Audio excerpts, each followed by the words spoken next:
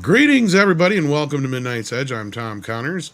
This is a rare treat. We have Drunk3PO with us. How are you doing today? I'm doing awesome, and that intro is amazing. I like that little. Nostalgic? Yeah, it's so cool. Yeah, you have the coolest stuff over here. What's going on? We try. Well, thank you for being here, Jay. We're glad to have you here, and I asked you here today because you're one of the biggest Indiana Jones fans I know. Yeah, it's been a rough weekend. It has. It has. And Andre's been traveling, but he is with us. How you doing, Andre? I am doing good. I'm so happy. I'm so overjoyed because, as you mentioned, I was traveling, and I had. I'm not going to say panic or freak out or anything like that, but I found myself in a position of not having a microphone on a Sunday when all stores are closed. Shortly before the stream, but I was able to sort it out, so all good and well. You're here and you sound okay. Perfect. Yeah, then that's so. Yeah, thank you to whatever no-name speaker that was able to. Maybe they don't have it. Yeah, like here, everything's open almost all the time. So Jay's trying to figure out what you mean by many places in Europe. Everything is closed on Sundays. That's wild, man. Yeah. Like, for instance, you come to, say, I'm not in Norway right now, but you come to Norway on a Sunday, everything apart from like local mini markets will be closed. Go to High Street, closed, all dead. Wow. That's actually nice. Yeah, it is pretty okay. As long when you get used to like, you know, I have two Walmarts within a stone's throw that's open 24 hours and 365 days a year. It's like you get used to it. It's like ain't no such thing in Europe. No such thing. Like America in the mid 80s. Yep. It was like that in America in the mid 80s.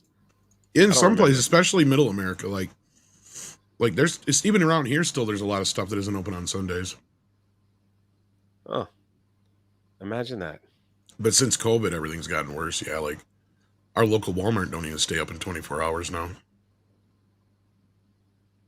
Interesting. No, Walmart's 24/7.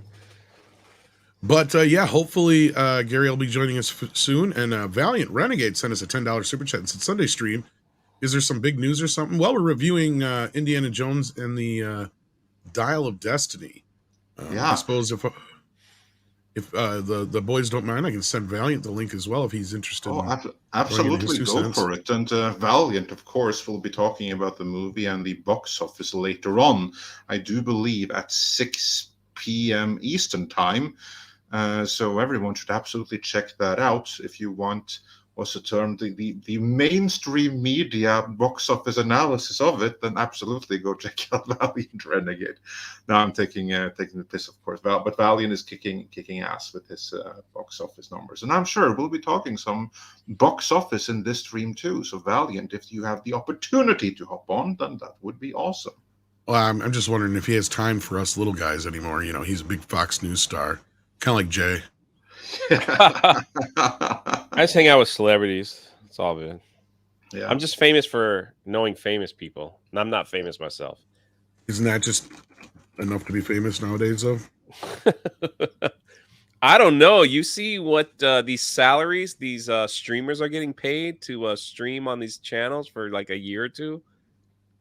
Ridiculous. I don't know. People get paid to stream what? What is this nonsense, Andre? Oh my gosh, Tom, you got to get with the times, man. So Kick just sent Ixnay on the payment. Tom, this stream. Well, no, it's public news. This streamer, QXC. I think I said his name right. Kick is paying him $100 million for a 2-year contract to stream on Kick. It's more than what LeBron James is getting paid. Jesus, who the hell is this on guy? Kick? To stream on Kick, that's right. And Kick has signed also some other personalities to come over, and they're in talks to. It looks like they're in talks to pay Dr. Disrespect $50 million for 2 years to stream on Kick. Jesus. Well. Yeah, I've never even heard of those people. Are they good or something?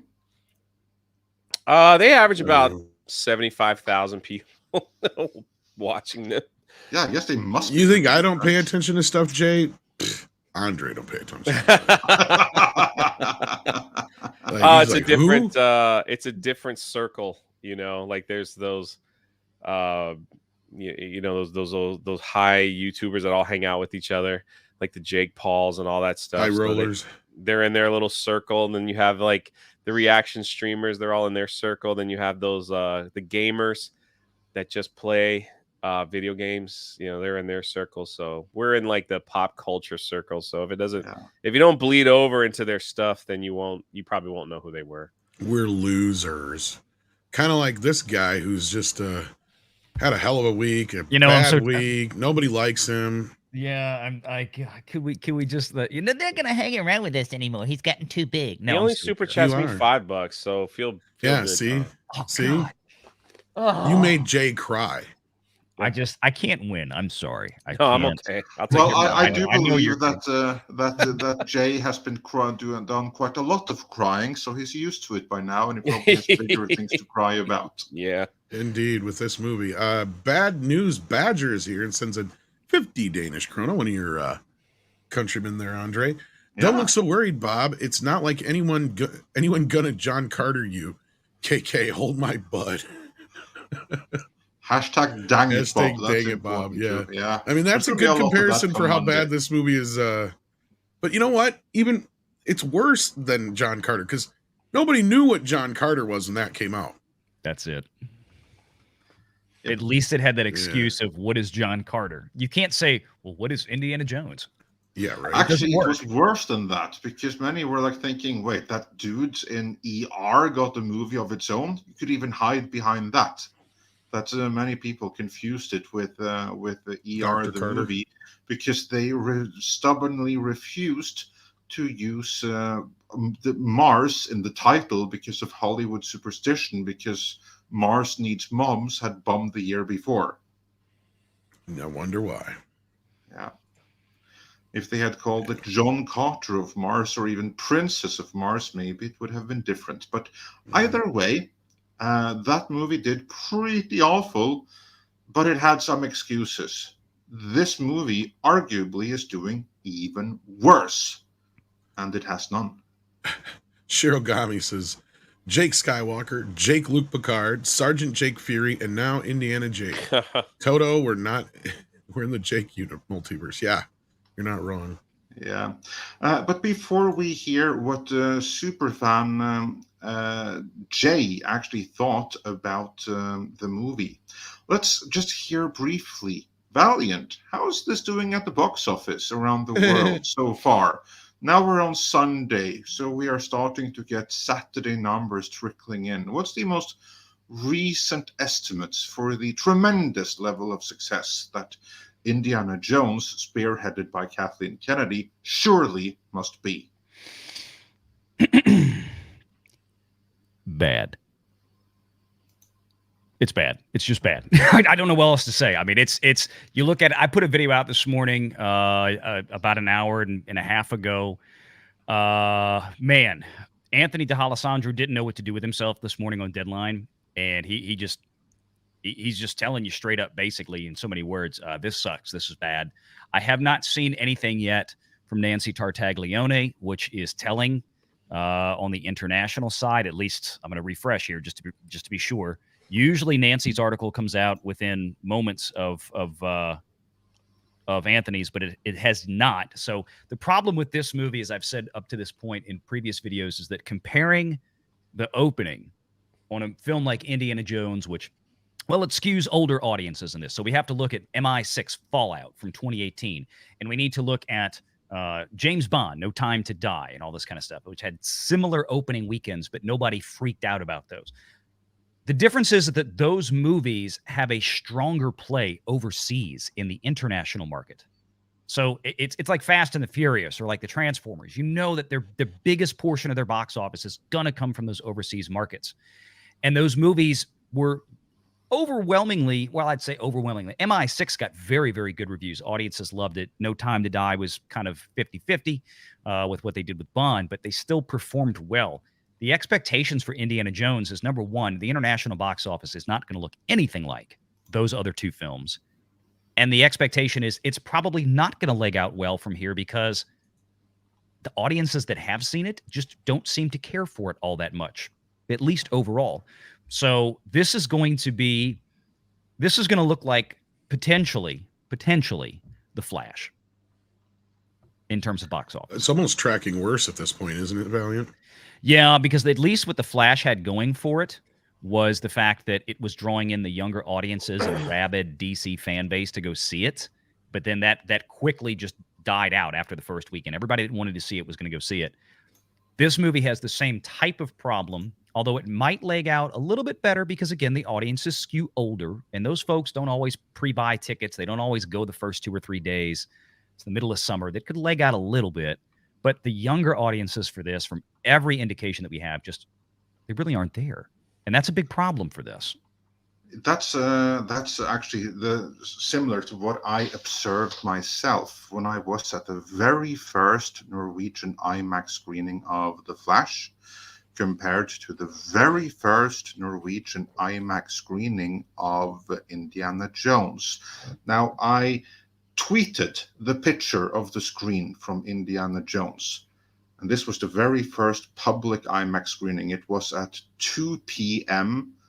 on a summer holiday when most people will be out of work.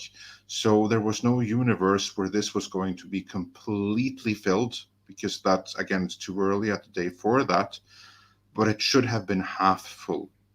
For instance, I didn't take one of The Flash, which was one third full. Mm-hmm. Yeah. And that is kind of like what you would expect from a screening, or the very first screening, relatively early in the day. You would expect it to be right around 1/3 full, and it was about that. Actually, you would expect it to be more, but like, considering where the state of the DC universe, I would expect it to have be 1/3 full. I didn't do any tweet about it because there was nothing special about it. Whereas Indiana Jones, it also should be between 1/3 and half full. And there weren't even 20 people. And those that were skewed older. I mean, I, in my very early 40s, brought the average age down. And to me, that was telling. And it's also indicative of everything you're saying there.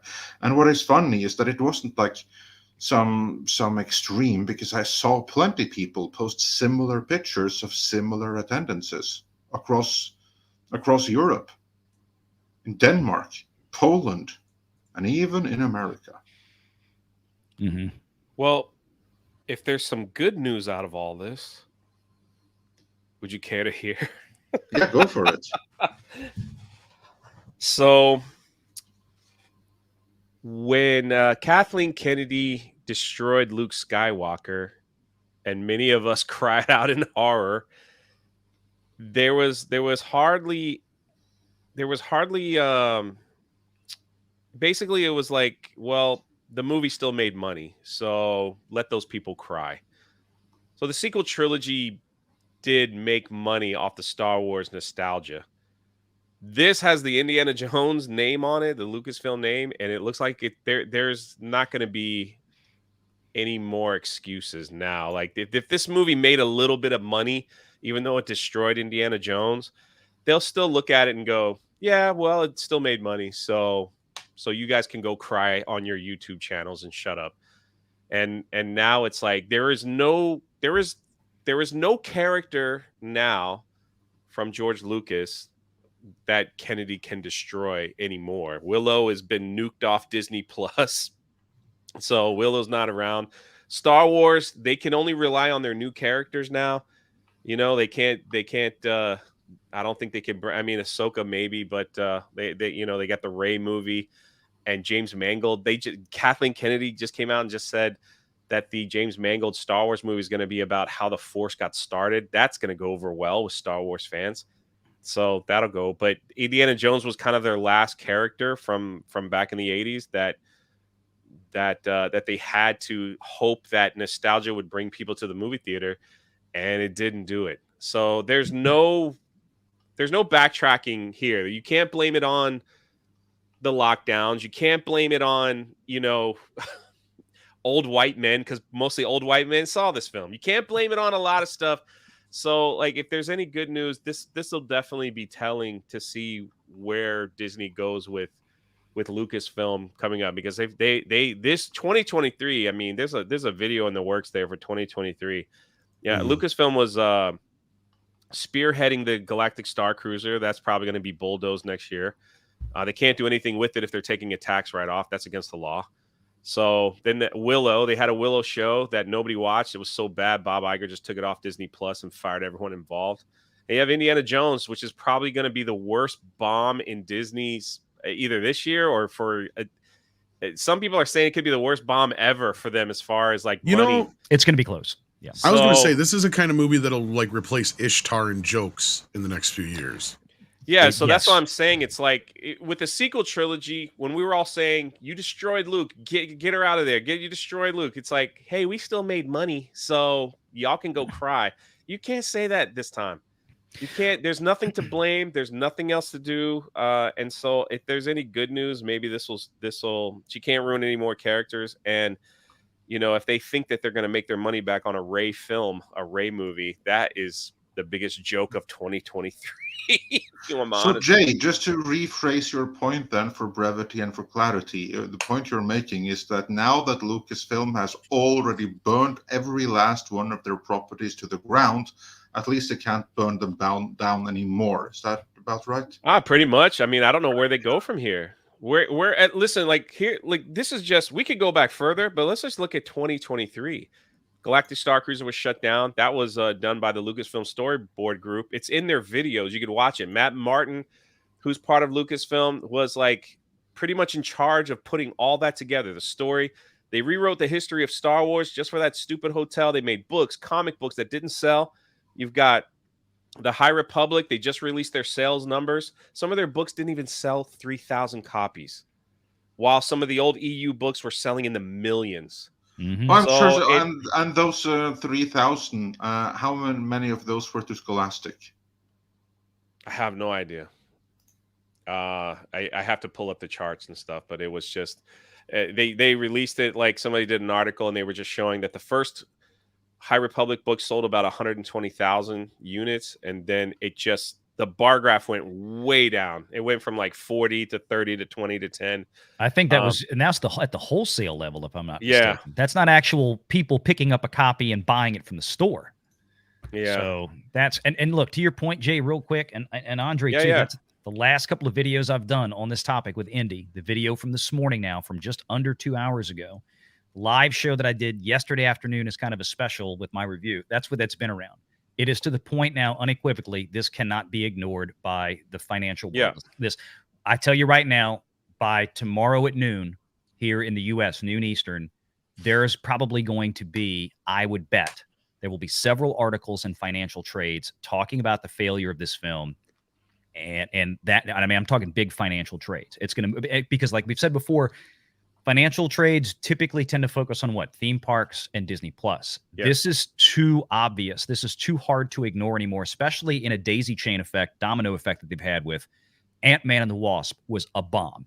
Little Mermaid, bomb. Then you got Elemental, bomb. You had Lightyear last year, bomb. Now this, bomb. They can't ignore this anymore. Something's coming to a head. Let me just add while you continue. Elementals is probably the biggest bomb in Disney Pixar's history, and now Indiana Jones could be their biggest bomb.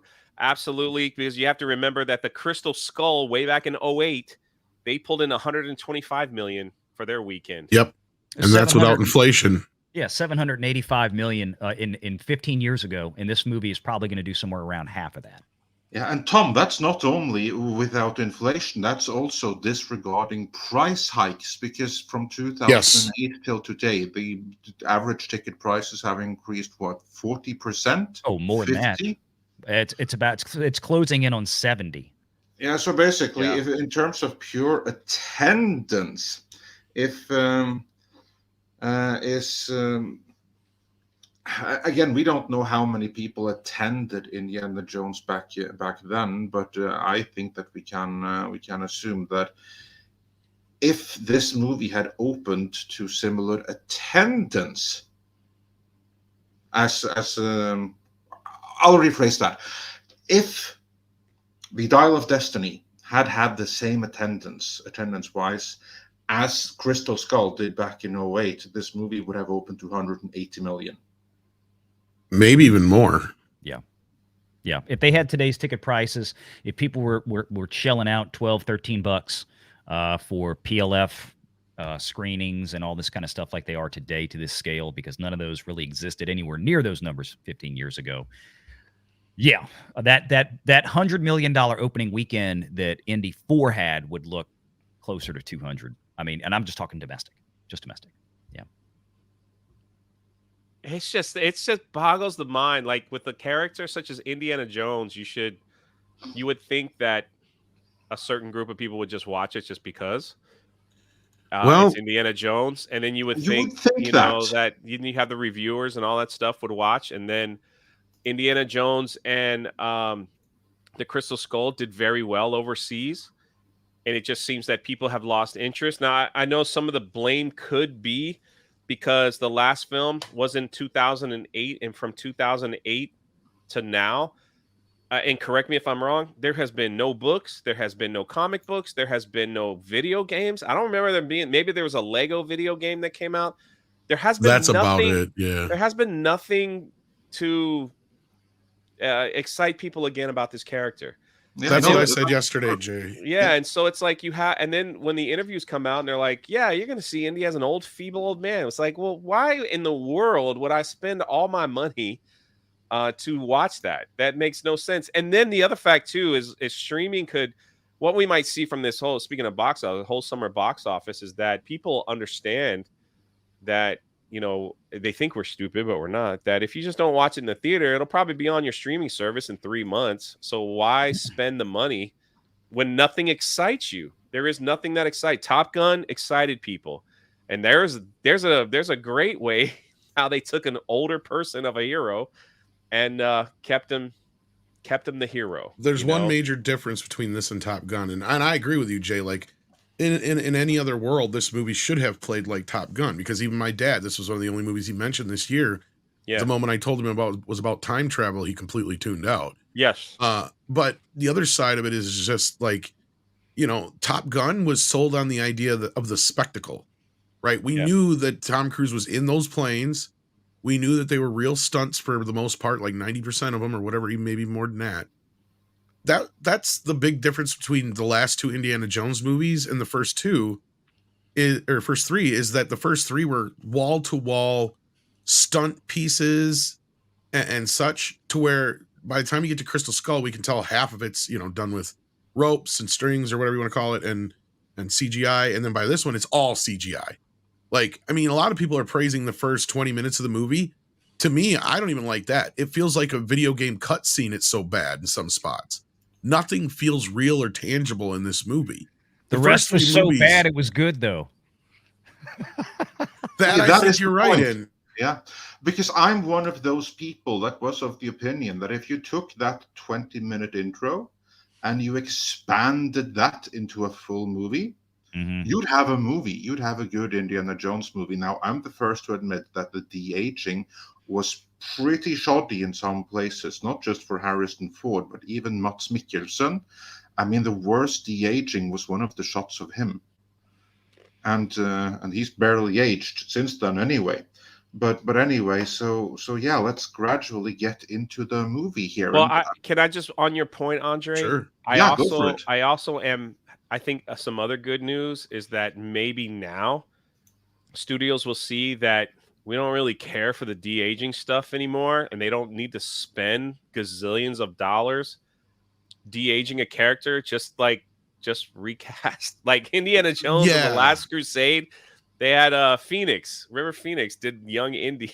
I mean, it's just no one's. Well, I've been saying the same thing, Jay. No one's going to be upset. Trust me. If you make a good film and you honor the characters, I can tell you, no one will be upset. They might laugh a little bit. Oh, that doesn't look like them that much, but no one will be upset. At the Counterpoint: film. Solo, a Star Wars story.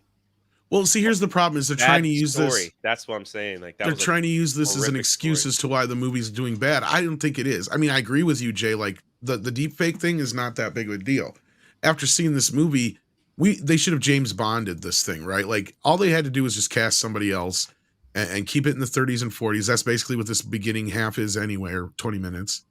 You know, does it look bad? No, not really. But you could have just had Chris Pratt or somebody else playing him at this point. Who cares? They No, used to exactly. recast all the time. I think if it would I would care, also say that the 30s, that period, is a character in those movies. That Indiana I agree, Jones and that's his what was missing in the last two, Andre. I totally agree with you there. Yeah, because it is just a very, very limited time frame when those movies could happen. And again, I'm going to bring in Conan the Barbarian here, because Conan is also a product of this particular time period, the 1930s, because that was a period of change where the old and the new world met. And then I'm talking about a collision between technology, economy, and society at large. I mean, at the beginning of the 1930s, parts of America was still the Wild West. By the end of the 1930s, America was the modern day America. You had like cities that with skyscrapers and shit that were literally desert towns as the decade opened. That was a decade of such incredible industrialization and societal change. And exactly where that happened is where so much of our modern day pop culture was created, was in that very specific period. You can extend it to the early 40s, and you can extend it even backwards to the 20s and a little bit back then. But everything that we have in our pop culture, Batman, Superman, the characters that inspired them, they're all from this time period. And this is the period of Indiana Jones, where you still had mysteries that were undiscovered, where you could get away with those kind of pulp style adventures, because that was the comic book movies of the day, were stories like Indiana Jones, which were in the pulp trades at the time. And they were also available in cinemas and serials and everything. I mean, this is what Indiana Jones was made as a tribute of in the first place. He was a tribute to the pulp literature and pulp iconography and everything of the 30s. He is tied to the 30s. The moment you take him out of the 30s, when you take him to the 50s, you take him out of the 60s, you lose part of what's the soul and spirit and fun of Indiana Jones. I mean, there's no need to have Secret Hideout do a 25% different Indiana Jones. They do it already by taking him out of his home, which is the 30s.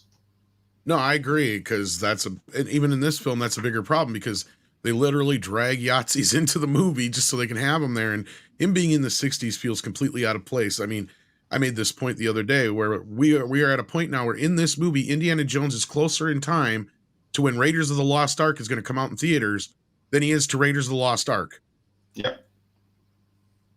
That is a problem. And it was also a problem with the last one. That was where I didn't understand where George and Steven, it was more so George, were trying to push this idea of this 1950s sci-fi crap into Indiana Jones. It's like, that's not the movie you're making, or at least that's not what you set up here. Indiana Jones is the adventure serials of the 30s and 40s, like you were saying, Andre. They have a specific tone. They have a specific way they're told. Indiana Jones up to that point was that. And they lost that somewhere between Crystal Skull and this one. And, before we get into spoilers and how everybody really thought of the film, I mean, one of the bigger issues I felt with the movie overall, on that note, was that the first three movies, the plot wasn't driven by the MacGuffin. Right? It was driven by the people and the story around the MacGuffin. In fact, Temple of Doom, the MacGuffin barely even plays any part in the film at all. It's all about the children, right? Once you get to Crystal Skull, it's all about the MacGuffin. Once you get to this one, it is all about the MacGuffin. The MacGuffin carries this entire movie, right? It's a problem. There's what little character moments people are talking about is like, that is like pittance. It's like we could have had such a better film here. There's such a great film here. Had you just replaced Phoebe with Short Round, it would have fixed so many problems. And I wouldn't even have had a problem with it taking place in the 60s, but then you're still stuck with the fundamental problem we were just saying.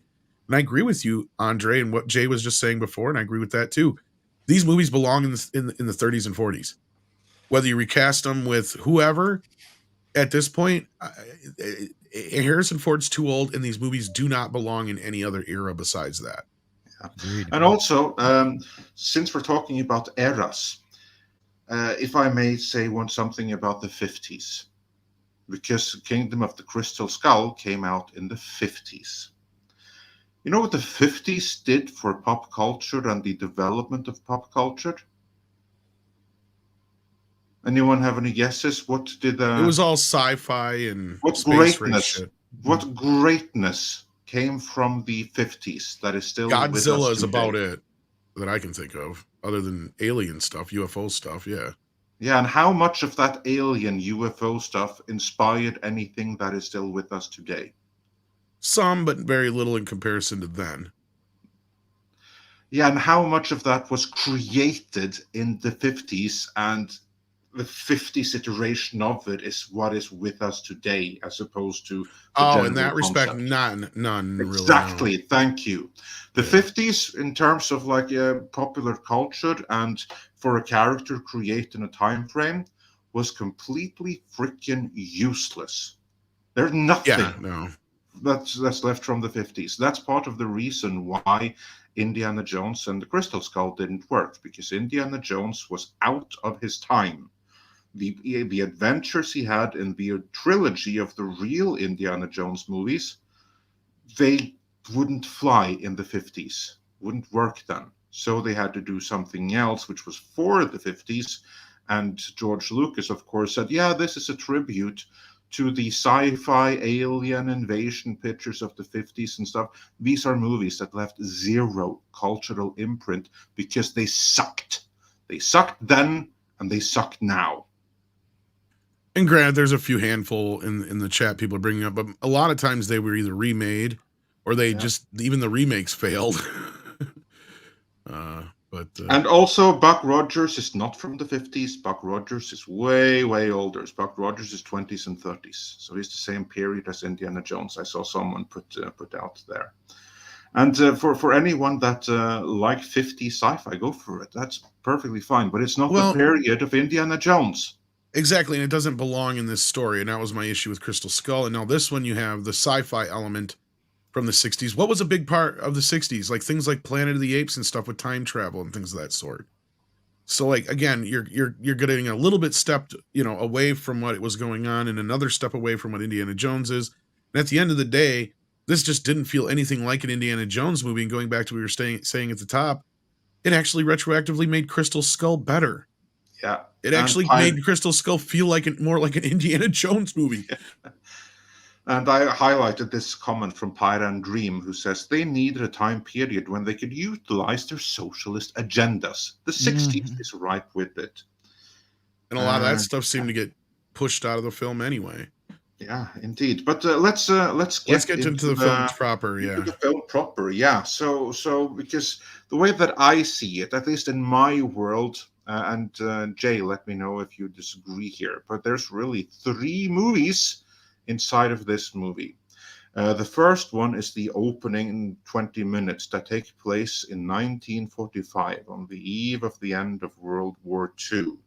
That's the first movie in it, and I would say that is still a pretty decent Indiana Jones movie that could have been good with work.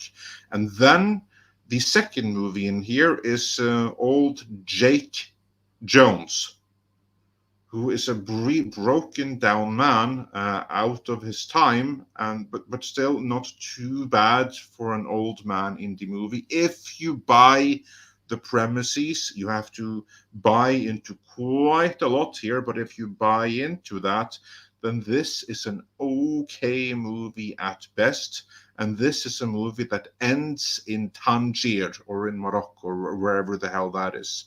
That is when it becomes Helena Shaw, the movie, with her being the perfect girl boss, with Indiana Jones now the character to be belittled. And this end is what completely destroys the whole thing. This is what sets up what obviously was supposed to be the Helena Shaw Disney Plus series with her own little short round and everything. That at least is how I see the movie. 3 movies in one. Now, everyone that has seen it, is that a distinction that you feel you can agree with somewhat? Or am I way off, Mark? I can see that kind of. Yeah, I see where you're coming from. Sure, I agree. But the problem is none of those films that are in here are any good. That's the problem. Outside of a somewhat the earlier part, but I can tell you what I saw was they tried to take pieces from the original 3 and shoved it in this film, such as Helena's father being obsessed with the dial, kind of similar to Indiana's father being obsessed with the cup of Christ. Helena having her own short round, which is Temple of Doom. There was a scene in the film, spoilers, I guess, where they were walking through the cave and giant bugs fell all over them, kind of like in the Temple of Doom. So there was just like these little like moments of them like pulling from the old films to try to say, hey, look, it's still kind of an indie film. You know, it's the same thing. So, but after the first 20 minutes, which I thought, like, once Indy started talking, it was like, oh man, it's like not even his voice, you know, it's the old man voice with the age eraser that they put on his face. yeah. And the Spear of Destiny, which is crazy because the Spear of Destiny or the Spear of Christ that they were, or what did they call it in the film? I don't remember. Anyway, it's the spear. If you don't know, it's the true story of the Roman the Spear soldier. of Destiny. They called it that. They called it long. Featured in the movie Constantine from 2005 with Keanu Reeves. Yeah, they called it Longinus. I think that's the Roman's name. The spear. Yeah, the Roman name of it. So that's the spear where the Roman soldiers stabbed Jesus while he was on the cross, and apparently, so the lore of that goes where the person didn't have good eyesight. They stabbed Jesus in the side, and of course there was blood on the spear. And the Roman, this is not in the Bible, just saying like this was the history of it, and so it became a religious artifact that people wanted to find. And the real Constantine of Rome wanted that spear to lead his armies when he went against his enemies. So like, that's why it was all shaped and marked. There's a little history lesson for you, but that they actually have a story, because I have the books here of Indiana Jones and his father looking for the Spear of Destiny. Mm-hmm. So it's actually quite good. And the fact that they kind of threw that in the film, and that's what he was looking for to preserve history. And see, this is the thing too. I'm going to jump around a little bit, so forgive me. But like when trying to bring the movie back full circle, in the beginning of the film, you have Indiana Jones trying to steal relics from Germany, from the Germans who've lost the war, because he wants to preserve history. Fast forward to the end of the film, where he wants to stay back in time to witness history firsthand that he studied, and Helena thinking that Indiana Jones is going to disrupt history when his whole life was trying to preserve it and study it and put it in a museum, is atrocious to me. Like that's so stupid. And then, well, not just that, he's going to die anyway. He's not going to live that long. He's already been shot. He's bleeding out. There's no medicine there. And he's just like, and he's like, I got nothing to live for. You're talking about Indiana Jones, who's a war veteran, who probably has many friends in high places in the U.S. government, according to the last film. And you made him a broke down person that has nothing to live for. Lucasfilm has this wonderful thing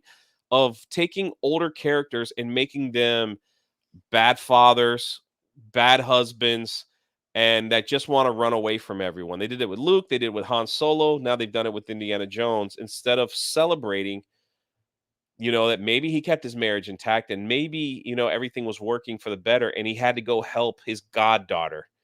You know what I mean? Instead of making him a broken down, he's like, oh, I'm retired. I'm living high on the hill. But man, I got, what's the right thing to do, Miriam? Let me go help my goddaughter. The Creed treatment. It's awful. It's just like, it's so stupid. Yeah. And you wonder why no one wants to see this. Yeah, because what they could have done then is basically they could have done the Creed treatment if they had to Helena Shaw movie with him as the older mentor, but not this broken down loser as we see here. It's really pathetic, because you go from a wonderful, for what it's worth, with the Crystal Skull. No, I didn't like it. I thought it was a bad film, but it wasn't a franchise changer. The Last Jedi to me changed the franchise of Star Wars completely. Right? It changed the character of Luke Skywalker. Crystal Skull, I don't believe, did that with Indiana Jones. I don't think it changed his character or anything. It just was a bad film. This one just changes who he is. You know, it changes like basically all the knowledge, everything that I've learned, everything that I've done, everything that I've seen, you know, in my whole life. Now I'm just an old drunk man that bangs on the doors of people telling them to turn their music down. Somehow I've relocated to New York and I've got this little small apartment, and you know, these are the little things that bother me, so forgive me. It's like when he was teaching in his classroom in the film, he had zero respect from any of the students. They just talked over him. They didn't care. They were bored by him. They interrupted his class and no one listened to him. So he was just like, nobody cares about you. So then he walks in and he retires. They give him a gold clock and he's like, I'm really sorry you had to put up with me for all these years. It's like, this is not Indiana Jones at all. Every time they showed him in the classroom, in whatever movie, he had the respect of the class. He had the respect of the school, even though in the last one, apparently he got fired in the Crystal Skull. But it's just like, they just wanted, I guess, Mangold just wanted people to see that nobody likes him anymore. You know, he's not a respected person anymore. And I was like, you got to be kidding me. After all the stuff that he's done, not only for the government and for museums and all this kind of stuff like that, that's how you're going to take this character as a pathetic person that people had to put up with, that the students they could care less of who he is. He literally walks out of his retirement, hands the gold clock to a homeless person, and just wanders into a bar to be a drunken old man that has nothing to live for. It's so pathetic what they did to this character, you know? So sorry, that was my little rant. But no, you're 100% right. on. And that's where I think Mangold was the wrong choice for this, because all Mangold knows how to do is make depressing shit. That's very true. Nothing in this movie was fun. And that's where I got to give Crystal Skull the advantage, besides all the things you just said, Jay, was at least there's fun moments in it, regardless of how stupid some of it is. Yeah. And cringe. There's plenty of Indiana Jones fun moments. Like you can even talk about like where they're in the quicksand, right? Yes. Like that whole back and forth between Marion and him. They at least feel like they're in character. And that's another thing. They didn't have to separate those two in this movie. It makes no sense whatsoever. All you had to do is just have her keep telling him, look, you're an old man. You can't keep doing this anymore. Basically be an Adrian. And then when all you have to do is then when he does take off, she comes in and realizes his whip jacket and hat are gone, and you just have her screaming, Indy. Yeah, he cut to the next scene. And it's like he comes back and he's all, you know, and reinvigorated and stuff like that, because that's all he wanted to do is just get back out on one last, you know, adventure, basically. But this is how for those that don't know, this is how they played it. Yes, this is spoilers. They played it as because his son, Mutt Williams, was killed in Vietnam. Yep. That's why the divorce is over. That's why he's a drunk. That's why everything is bad. And they didn't have to do that either. No. He could have Mutt could have changed his life. He's now like a hero over there, you know, and they miss him. And like, I can't wait for him to come home. You know, like you said, they could have stayed married together. She could have sent them off, you know, not realizing that Helena was literally just a crook that wanted money.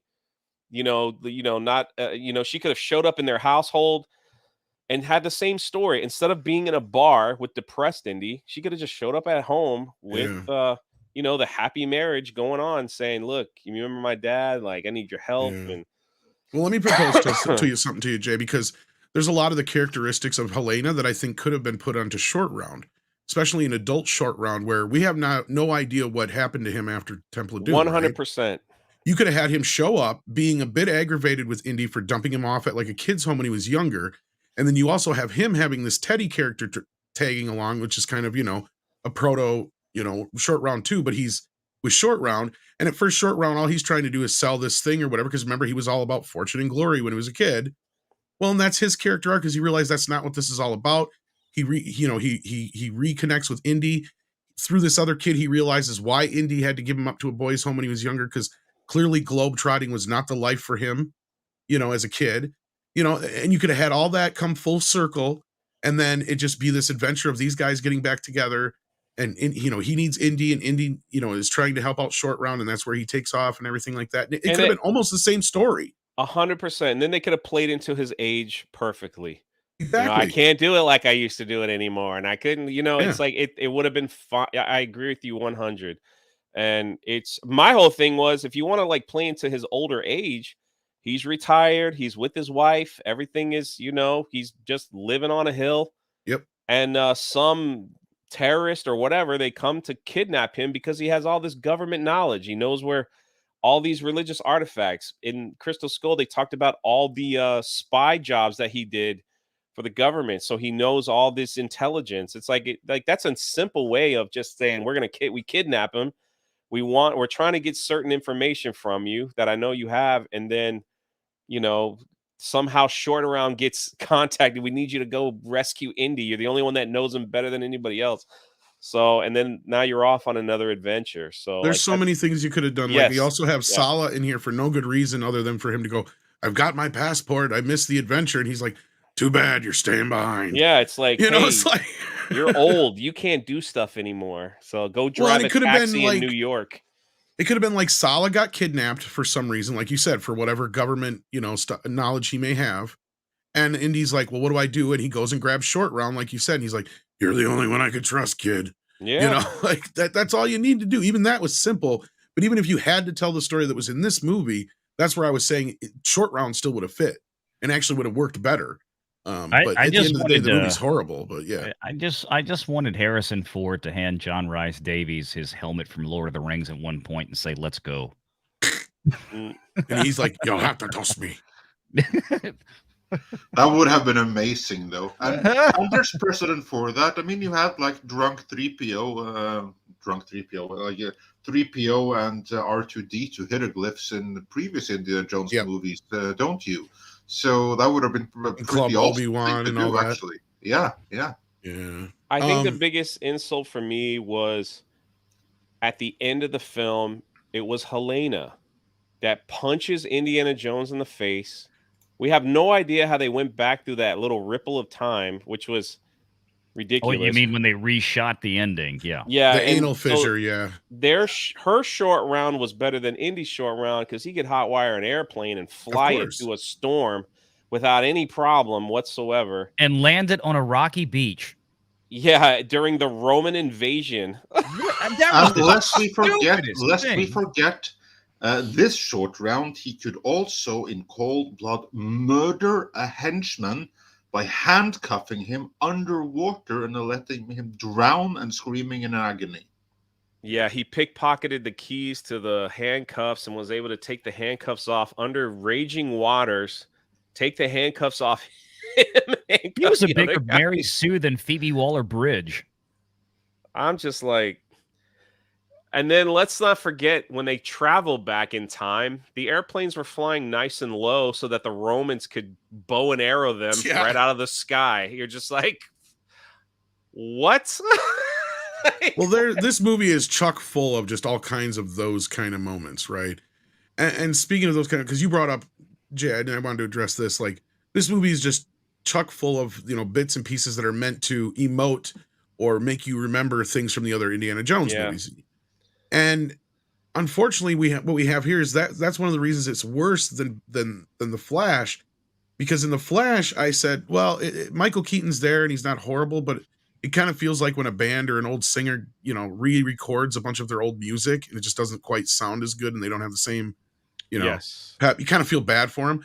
This is similar, only this is an old band getting back together or an old singer starting something, but he's trying to do new stuff. But all it does is sound like the shit he's done for the last 40 years. And it's sad. It's even sadder because it's like, dude, at least, the other guy's acknowledging, like, I can't make anything new. I'm just going to go with what I know. This is just like, okay, this guy's delusional and he thinks he can, make something that's good again. It's like all your shit just sounds like your old stuff. Like you're just trying to mimic what you had done in the past. I couldn't agree more. And Andre, if I cut you off earlier, then forgive me, because I think you're about to say something. That happens. Yeah. So. Yeah. No, this whole movie is just trash. I mean, it's set up on a bootstrap paradox anyway, so it makes no sense there. And no, it's just again, just like you said, it's there are all these moments where you're just looking at it and going, "This is just so." Antonio Banderas makes an appearance. And apparently that's Indiana Jones's old friend from so far back which gave us little to no emotion when he was murdered on the boat. Right? Absolutely none. There was no shock and awe. There was no risks. There was nothing. He gets killed, and Indy's like, my best friend was murdered just a few minutes ago, and you want me to read a dial? It's like it made zero sense. It was just dumb. So Helena rescues Indy from that. And here I'm sorry, I'm bouncing all over the place, but it's just like you're watching this unfold. And again, I mean, the movie was probably 35, 40 minutes too long anyway, because a lot of these scenes just really dragged out when they didn't have to. But you know, and the other thing too, Helena shows up. He hasn't seen Helena. This is in the beginning. Sorry, chat. Helena shows up, and she's like, "You don't remember me? Remember my father? You know." He goes like, "Last time I saw you was 12." And she's like, "Yeah. Do you happen to have that old dial?" So he's like, "I just retired from school. I probably turned in my keys. But yeah, let's go back into the school where I hid the dial of destiny under a drawer and just hand it to you." Like this is actually a really make any good point. sense. And that goes against what Indy would do. Go back again? Yeah. It just doesn't make any sense. And then just to hand it over, like for someone that you haven't spoken to in years, you know, and you're just like, here you go. And then she tries to kill you multiple times, you know, and then she tries to abandon you and leave you, and multiple times in the film, and you're just like, this movie makes zero. It doesn't. It doesn't flow. It doesn't flow right. And this is where I got into some argument. Go ahead. Just very quickly, just to go back to Antonio Banderas and the diving sequence, because we were told in the movie that he is the best diver in Spain. Well, maybe he was when Indiana Jones knew him back in, I don't know, 20s or something, what we're allowed to believe there. But he most certainly wasn't in 1969 when the movie took place. By the looks of his boat and his equipment, he would, if anything, be the worst diver in Spain. So they really lucked out that ship they were looking for was barely scratching the surface. It was like, what? Yeah, what was with the diver tank suits out of like something like that? Yeah, what was with the diver tank suits out of the early 1900s? They are literally 1 year from 1970. Yeah, exactly. That's what I mean. That was not the best diver in Spain. That was the worst. And then they tried to play into, well, Indiana Jones doesn't like snakes. So instead they put in with the eels. They're like, go diving, and there's eels in there. They're like water snakes. So he has a panic attack. And what the freak is Indiana Jones even going down there when they're supposed to be the best divers on the boat? And at his age, he should not be going going down. That's an old man's memories being out of whack a little bit, because I submit that Banderas may have been the best diver in Spain when he was young, but not at the time of this movie. Well, the other problem you have here is, even though he does go down with her in that scene, like, nothing else in this movie is proactive for Indy. And this is what I was arguing with people about yesterday on Twitter, because they're like, oh, it's not the Helena Shaw show. I'm like, yes, it is. Because outside of the first 20 minutes, once you hit the actual story, it's all about her. She is the only one who's proactive. All Indy is doing is chasing after her ass because she keeps trying to ditch him. The only time he does anything proactive where she doesn't figure it out first or do it first herself is the water displacement scene. That's it. That is the only time when he is Indiana Jones in the entire movie. Yeah, except maybe when he figured out the dial plate and he set it on fire on the boat. She helps him with that too, Jay. You're actually, you're right. That's what I was trying to say. You're right. You're right. There's another moment of where he actually was Indiana Jones, and that was continental drift. Yeah. Okay. However, there's a flaw, because he said that continental drift, he wasn't aware of continental drift. Yeah, that's true. But you know how much continental drift there's been in the past 2,000 years? Very little to none. And that line is stupid anyway, because it doesn't matter, because Archimedes set it up as a time loop to go back to him no matter what. So the whole, it doesn't even make any difference. Yeah. No, I agree. And the other things about this film that were really off was, for instance, when he goes to the scene, when Helena has the dial or part of it, and she's trying to sell it on the black market to pay off her gambling debts or whatever debts she has, because she doesn't really care that she doesn't really care about the dial itself. just wants money. Indiana Jones kind of like whips these people. I think it's in the preview as well. And they all pull out their guns to shoot him, and he kind of slowly ducks under the table, and they all shoot like multiple bullets as if it was supposed to be, he's ducking from it's like, it's not even funny. It's like if that was a joke, I don't get it, because they could have shot him like. Well, we saw in the trailer, we're all like, why didn't they just shoot down? Yeah, exactly. It's like, and it's not like they all shot one bullet to scare him. They're all like shooting their clip out as he slowly ducks under the table. And they're all just shooting out of a window like their clips. And you're just like, it doesn't make any sense. I get it. Like in movies, people get shot at and you miss and all that stuff. And that's fine. I don't mind that stuff. But like, this was just a blatant. He stares at him for a minute. He's like, oh, well. And then he ducks under the table. And then they all start shooting their guns out the window. And you're just like, that's just lazy, bad. Like, it's awful. Well, and not only that, usually when you have a character like this that you're supposed to like in a movie, and this is where I said Short Round could have possibly worked better, is like, you just have a situation where obviously she stole this thing from him, and the scene's set up to look like, she's selling it for her own selfish reasons. But then you come to learn, oh, well, her mom is dying and she needs the money for an operation or something along those lines, whatever MacGuffin you want to put in there. None of that is here. She is purely doing this out of money. She wants money. And not only does this bitch want money, she has spent more money than the average person could spend in their lifetime at this point, it sounds like, from what her ex-husband and everybody else are bitching about. It's like, where did she spend all this money at? Like, that's the other thing I'm trying to figure out. Because they're talking about hundreds of thousands of dollars. Like, even in the 60s, hundreds of thousands of dollars would be like close to $1 million now. Yeah. Yeah. Let me, can I share this real quick? Please do. This kind of just broke. Forgive, I don't have an ad blocker, but Indiana Jones 5 omitted Jonathan Hugh Kwan. That's what most people call him, for good reason, reveals director. And this is what he had to say.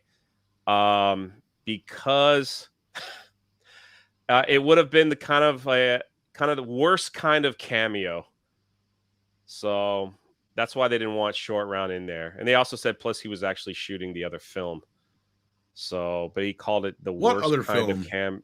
of the one he won an Oscar for. Was that Everything Everywhere All at Once? That was done years ago. What the hell is he talking about? No, that's what he says here.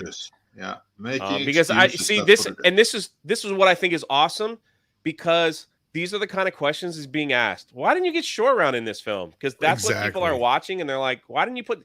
What a missed opportunity from Lucasfilm. You messed up with Luke, Han and Leia just for 5. Could you just give us 5 minutes of them together one time? No, we're not going to do that because we're Lucasfilm and we're stupid.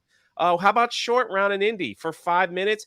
He could have easily showed up at his retirement and said, hey, congratulations, man. And realized that he's done something good with his life after his adventures with Indy, but no, it would have been the worst kind of cameo. That's what James Mangold thinks, the worst kind. It's like, I can go on and on and on how stupid he is full of shit. Dial of Destiny started shooting 1.5 years after Everything Everywhere All at Once was done shooting. So I don't know what the hell he's talking about. He's so full of crap. That's just excuses, because the fact that he's even being asked these questions, it shows that that's what the people wanted. Yeah.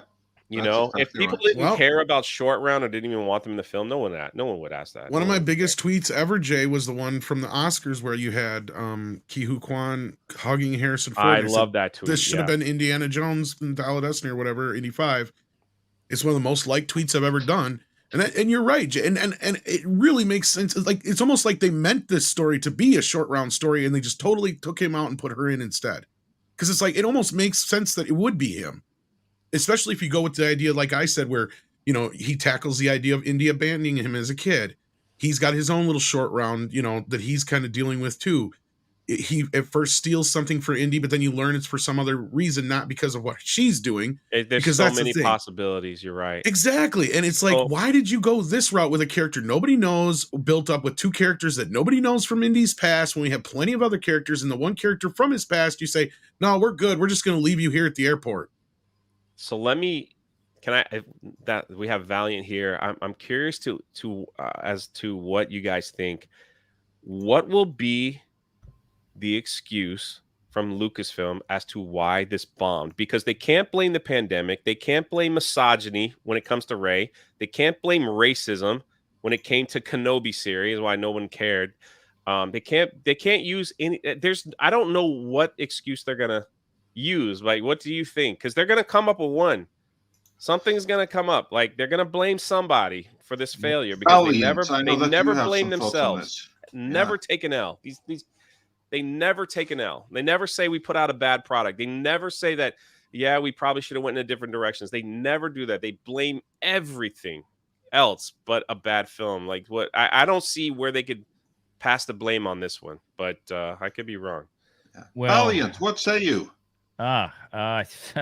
There is, I believe strongly there is definitely some there are some things going on inside right now between Lucasfilm and C-Suite Burbank Disney.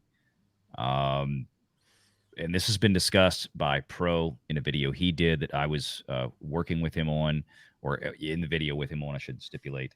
I had a video out this morning before y'all started the live show that, man, I have never seen a drop-off as sharp as it was. Apparently, this video caught Disney's attention. But there is, if you read, that's perfect. Thank you, Andre or Tom, whoever brought that up. Scroll down. Just found this. I'll show. This was my video from this morning. Scroll down. Keep going, Tom. Keep going. Scroll down. A little bit further down. Come on. Hello, Tom. Am I scrolling the wrong one or what? No, yeah, scroll down. Keep going. Keep going. Stop. Well, okay. Yesterday, I learned from a key source, this is Anthony D'Alessandro, that Indiana Jones and the Dial of Destiny, before a $100 million estimated P&A, full stop. Full stop. That's way too low for this movie. I posited in my video that following the Cannes Film Festival where they premiered this and the reviews that came out of it were absolute dog trash, it looks like Disney pulled the plug on the marketing for this film. They spend, without thinking, $150 million on every Marvel film for marketing. Go check Deadline's numbers as well. Ant-Man, Little Mermaid, $150 million. Guardians of the Galaxy, $150 million. It's all in that range. How the hell do you spend $330 million on filming this movie, which my estimates were accurate because they even confirm it in this article. I've been talking about that for months. How the hell do you only spend $100 million in global P&A, prints and ads, and marketing on this? And that includes what could have been, I don't know, $5-10 million just throwing two huge premiere parties between Cannes and Los Angeles. This is crazy. Well, traditionally, has the Indiana Jones films even been that big overseas? I don't really know the numbers. They have not, but I mean, it's one of those things to where, you know, it's like the expenditure on this still should have been much bigger. That is a weak marketing budget. Valliant, this is definitely a lie. Look, and we had rumors that where this was the final part. That just real quick, Jay. This is what Pro was talking about a few days ago. Is that we were hearing things that Lucasfilm was infuriated, and they were pointing the fingers and blaming the marketing department, basically pointing the finger at Alan Bergman at Walt Disney, and Alec Bergman effectively pointing back and saying, no, you made a shit film. I will tell you as much as I can at this point. We will have much more to talk about on the live show, my regular Sunday live show here in a few hours. We have updates on that, so stay tuned. This man knows how to plug himself awesomely. Look at this. You want to talk about marketing? I don't know if you guys saw this that went around. Yeah, we heard about this. Yeah. This was in New York, and they actually used the governmental PA system to you know, like the chime comes on that's supposed to tell you that a certain subway is going to be late or that it's on time. The chime comes on and it says, "Don't forget to watch Indiana Jones and the Dial of Destiny this Friday." And people in New York are freaking pissed. Like this tweet, and there's others out there saying, "How dare they accept money from Disney to do this when we need to hear, you know, alerts if the bus is on time, I'm trying to get to work." And every so often they kept chiming. I don't know what something like this would have cost for them to do that. Instead, you know, like they couldn't just get a regular movie poster in the subway like everybody else. They had to literally pay top dollar to Bombard get you this with thing it. in the PA system of the New York City subway. And other people are reporting that they were trying to get into other subways as well, like across Wow. America. So like that's something I've never seen before. So they've spent some money on marketing on this thing, probably in the worst Yeah. way. So if that infuriated people, because like if you go through the tweets, people are angry that this was happening. You might Well, I have got a good scared one more here. people away Yeah. than I got a good one here, and this is even worse, Jay. Not many people know about this. We found out about this last night on Scott's channel over there on Sporking News. Jacob that of guy. Society Reviews. I don't know if you guys know him at all, but he's a good guy. He went to see this movie in Georgia, not too far from Atlanta. So just keep in mind that this is where he got this, and this is where this happened. They were handing out questionnaires Ooh. at the movie. That's This the is- one. Is that the one that Pro had a few weeks ago that he showed? I don't know, but this is happening now during the movie itself. This isn't on I the think East that's or the West Coast same either. one. This Yeah. is he sent me these images, so thank you, Jacob from Society Reviews. Wow. Yeah, there's 2 pages to it. It asks you all sorts of questions about the movie, like what was your favorite part, what was your least favorite part, what was your favorite character, what was your least like you can see all the characters lined up there. This is like a test screening while the movie's in theaters already. Wow. This is I've never seen anything like this in the history of movies where it wasn't a test screening. Yeah. That is wild. That looks exactly like the survey that I think he did this in a video. He got his hands on a copy, and I believe it was for Indiana Jones, or they had the exact same thing for Little Mermaid.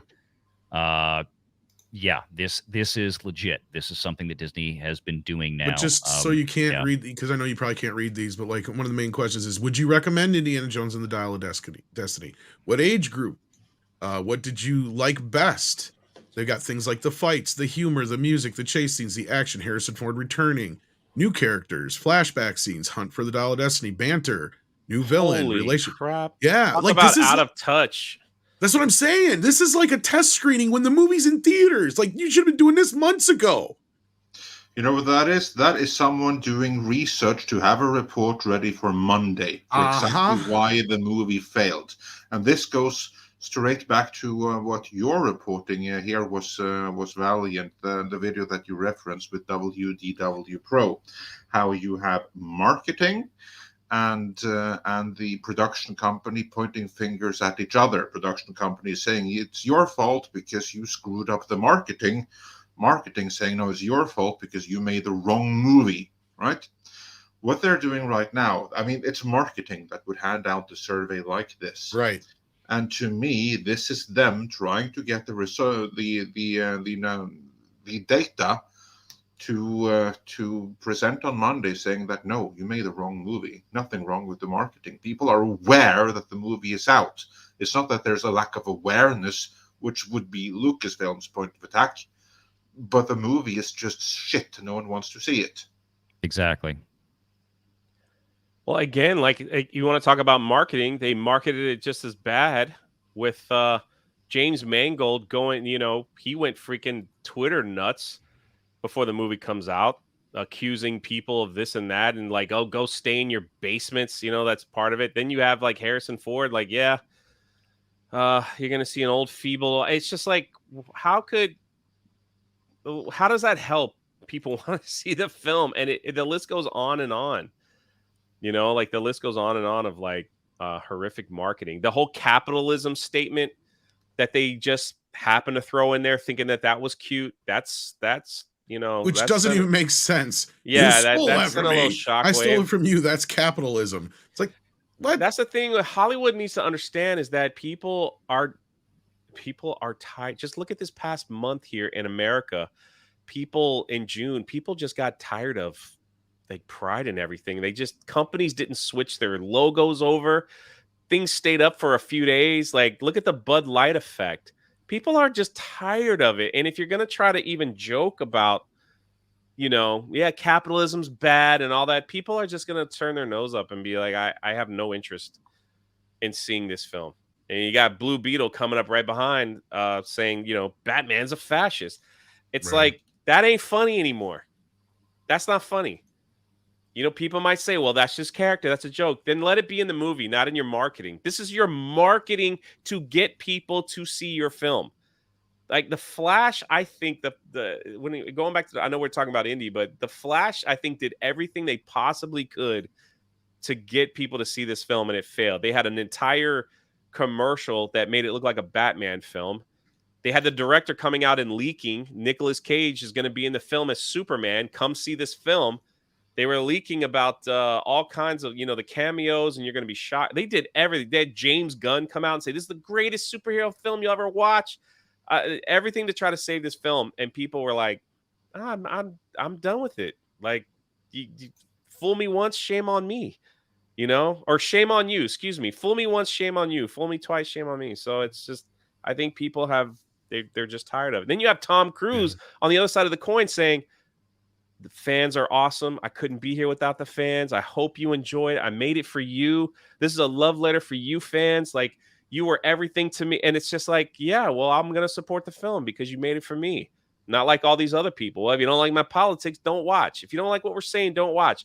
You call people these, and this is not my channel. I'm just saying, you call people these names long enough, it's going to catch up to you. And they're just going to say, I'm out, Lucasfilm.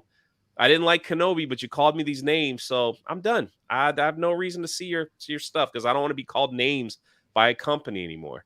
So I think it goes wider than that, Jay, actually. I'm just saying, like, all that stuff is piling up, and it's just, yeah. You're starting to chip away at more and more and more people that are just like, I thought for sure the name Indiana Jones would bring in enough people just to watch, and apparently that wasn't so, I'll eat some crow on that too, Jay, because I flat out said several times over, like, I think Indiana Jones is a different audience. I think, and this goes to kind of what you were just saying, is, there's a lot of the general audience that isn't aware of them being called this-ophobe or that-ophobe. They just don't care. They don't follow who the directors are. They don't follow any of that business. All they know is it's like Super Bowl Sunday. I got tons of messages from my normie friends and my family going, did you know that Indiana Jones is back? Did you know that Michael Keaton is back? And it's kind of cute because, they know what I do for a living, but they still think they, discovered America or something like that. But when I saw the hype for those two things, I thought, okay, that's a little palpable there. Like, Indiana Jones is different than Star Wars. It has a different audience. That audience is not aware of all the nonsense that's been going on in Star Wars. There is some crossover, but they're not the same. Like, Top Gun has more in common with the audience that would go see Indiana Jones.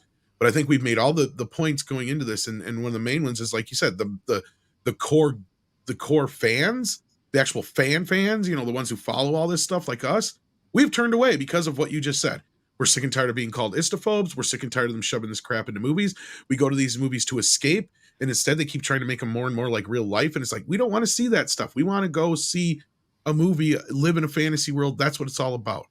And then the other side of it is it's starting to catch up with the rest of the audience, though. They can't quite always put their finger on it. But it was kind of like the conversation with my dad when he was like excited that there was a new Indiana Jones movie. But then when I started telling him, oh yeah, it's this, that, and the other, it's about time travel. He's like, oh, and it's like those kind of things turn the audience off. All this multiverse stuff is turning the audience off. This bombardment of tentpole movies for months on end. And that's the thing is we used to get a studio would put out maybe 2 tentpole films tops a year, maybe 3 or 4, if that at the most. Now, almost every month we're getting tentpole films from every studio. And they're just bombarding us with these things. And they're going, well, we're giving you what you want now. Don't you like it? It's like, well, yes and no. You're also giving us what we want on the same plate that you served us that other crap before. So it's tainted to begin with. And you're only doing it now just because it's this fleeting thing that you're desperately trying to get our attention. And that's all really bringing back Michael Keaton was to The Flash, to go back to that. Let's be real. It was because they knew this was a dead franchise. How do we get people back into the theaters? Well, Batman's our most popular character. We've even damaged him. And this is something a lot of the Snyder fans and the Batman fans don't like to hear from me, but it's absolutely true. They have damaged the DC brand so bad that even Batman isn't a surefire hit anymore. And that was proven when Michael Keaton himself couldn't even bring in the butts. So here we are again with the same situation with Indiana Jones. And this is his movie. This isn't even like, okay, you could chalk the Flash up to people knowing it's a Flash movie and Michael Keaton's a cameo kind of thing. No. This is Indiana Jones. And I think going back to what we were just saying about Kathleen Kennedy, and I'm not trying to feed into the whole Kathleen Kennedy's going to be gone bullshit. But what I am saying is this is going to be the first time where they're going to look at her. And I think Andre's right about the marketing people are trying to cover their butts right now, because it's not going to be tomorrow, because I think they're going to be on vacation for another week yet. It's a holiday week. But come a week from tomorrow, when everybody goes into the offices at Disney, I guarantee you there's going to be a 4-alarm meeting, and they're all going to look at Kathleen Kennedy and say, what the fuck happened? Even though they were semi-prepared for this, this is worse than what they could have prepared for. And there's no excuse here anymore. You have Harrison Ford. This is Indiana Jones. This is her baby. She had nothing to do with Star Wars. She had nothing to do with Willow. Okay? But she has had everything to do with Indiana Jones since day one. What is her fucking excuse? And that is what Bob Iger, I think, is going to ask her come a week from tomorrow, probably. Also, well said. Remember, and this is something that we heard when we were the very first outlet in the world to break the scoop that she was going to be renewed, courtesy of Mikey Sutton, a few weeks before it was confirmed by the trades. Apparently, and these were the rumors, and I believe that WDW Pro was among those that reported this. Yep. I don't know if he was the first or one of them, but either way, I know that he reported it too. That apparently one of the reasons while she was there was because Indiana Jones was in development and she was to oversee the release of that. Well, now it has been released, and that did not go well, did it?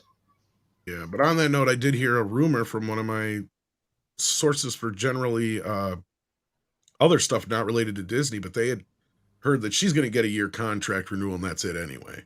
Like, this is her last year. So I don't know if that's true or not either, but we'll see. So on that note, we are going to be losing VR soon. And we have a couple super chats here that we want to get through before he does go, or at least one anyway I know of. Where is it at? Here we go. Thank you. I got Mr. Buttcrack Media here. How you doing, buddy? Ain't seen you in a bit. Sends in $5 Canadian. And says, hail Tom and Andre and Jay. Indy 5 was so bad and so boring. I actually fell asleep. It was garbage. Ouch. Yeah. Yeah. No, it wasn't. It did not do anything to hold your attention. Too long, too slow, too much Phoebe Waller-Bridge, who is completely unlikable and just awful. Yeah, and I'm wondering if you might think this one's interesting. Talbot Links. There we go. Says Ruby Gillman, Teenage Kraken held me better than Dial of Destiny, and Kraken had millennial jokes. A sad time to go to the movies. Yeah, this movie didn't do too well either, did it, Valiant? No. I had hopes that this might actually be a surprise. Just didn't turn out that way. Now it could leg out. People could start getting wind of it. It's a kids movie. This is kind of one of those things, especially now over the summer. I don't know. The word's kind of mediocre to bad on it. So it seems like that. But look, here's the difference, right? The budget for this movie was relatively well controlled. Maybe I think it was like 80 million or something like that, compared to Disney's $200 million debacles. Not to mention the fact that most of that 80 million, if not all of it, basically was paid for by Netflix because they're getting the movie. Yeah. Exactly. So I was going to say something. It doesn't. Yeah. I mean, that's what Universal is doing. They're cranking out content for Netflix and Amazon Prime. So the cartoon. But just to warn families, there is supposedly a little bit of wokeness in it, but not overly woke. But yeah. But I've just heard the movie just isn't that good. Sadly, even Jonas saw it. I guess. Yeah. Jonas didn't care much for it. Yeah. So there you go. You got a couple more minutes for a few more super chats? Yeah, if you got some, sure. I mean, I just need to get. I don't know if they're specific for you, but yeah, we just let's get through some of these here.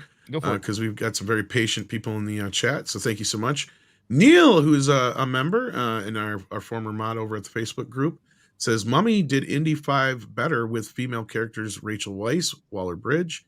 Indy 5 was necessary and unnecessary and cultural vandalism, just like Star Wars and Willow." Yeah. Mummy was much better, and Rachel was much more likable. No question. I didn't even really care for the Mummy series all that much, but I can't disagree. Bubba Dank says, long-time watcher. Well, thank you. First-time chatter. Well, thank you. We're glad to have broken your cherry here today on the review. So with Indy being wanted, A Fugitive for Murder is the next step. A Harrison Ford, Tommy Lee Jones, Indiana Jones, The Fugitive sequel. I don't care. I didn't do it. It was the CIA. It's funny how they forgot all about that by the end of the movie. Helena probably fixed it. Remember, Andre, there's a little throwaway line in there that sets that up, because we were discussing this and I thought, oh yeah, that's right. Because he goes, I need her because she's the one who's going to be able to basically say that he's innocent. I can't remember exactly how he puts it. Yeah. But that's his witness. So that's why So at the end of the movie, it's just kind of implied without showing us this, that I'm sure Shaw talked to the police and just fixed everything just like she fixed Indy. Yeah. His son is still dead, though, but she was able to get his wife back. Yeah, so, we couldn't go back and fix that, but and have him recast in the process. But anyway, and it's funny because they did set that up.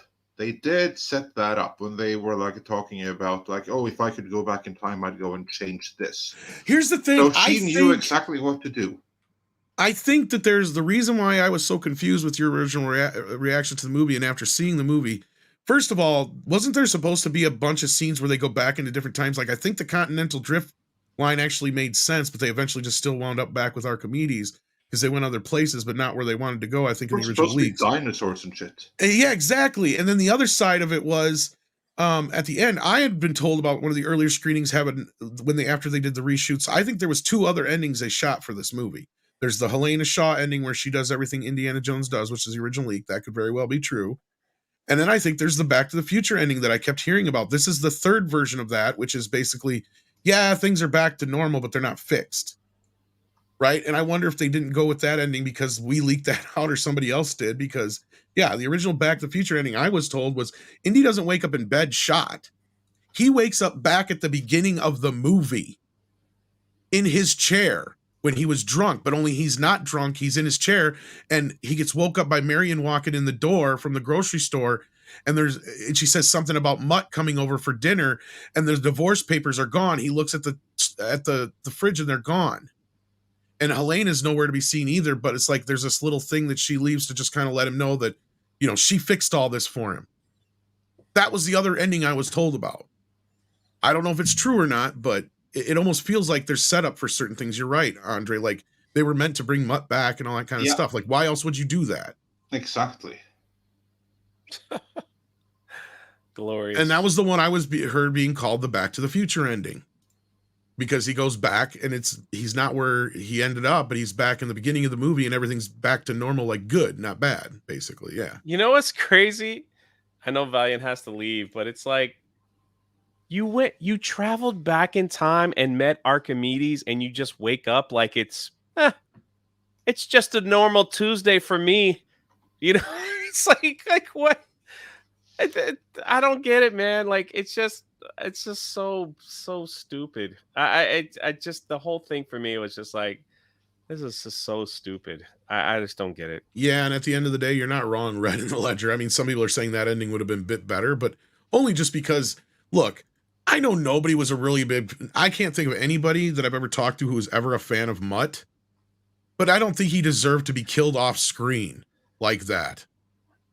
That is a dirty way to do a character. Yeah, it's stupid. Especially the son of Indiana Jones, who is technically the legacy of this character. Here was your opportunity to recast him, basically.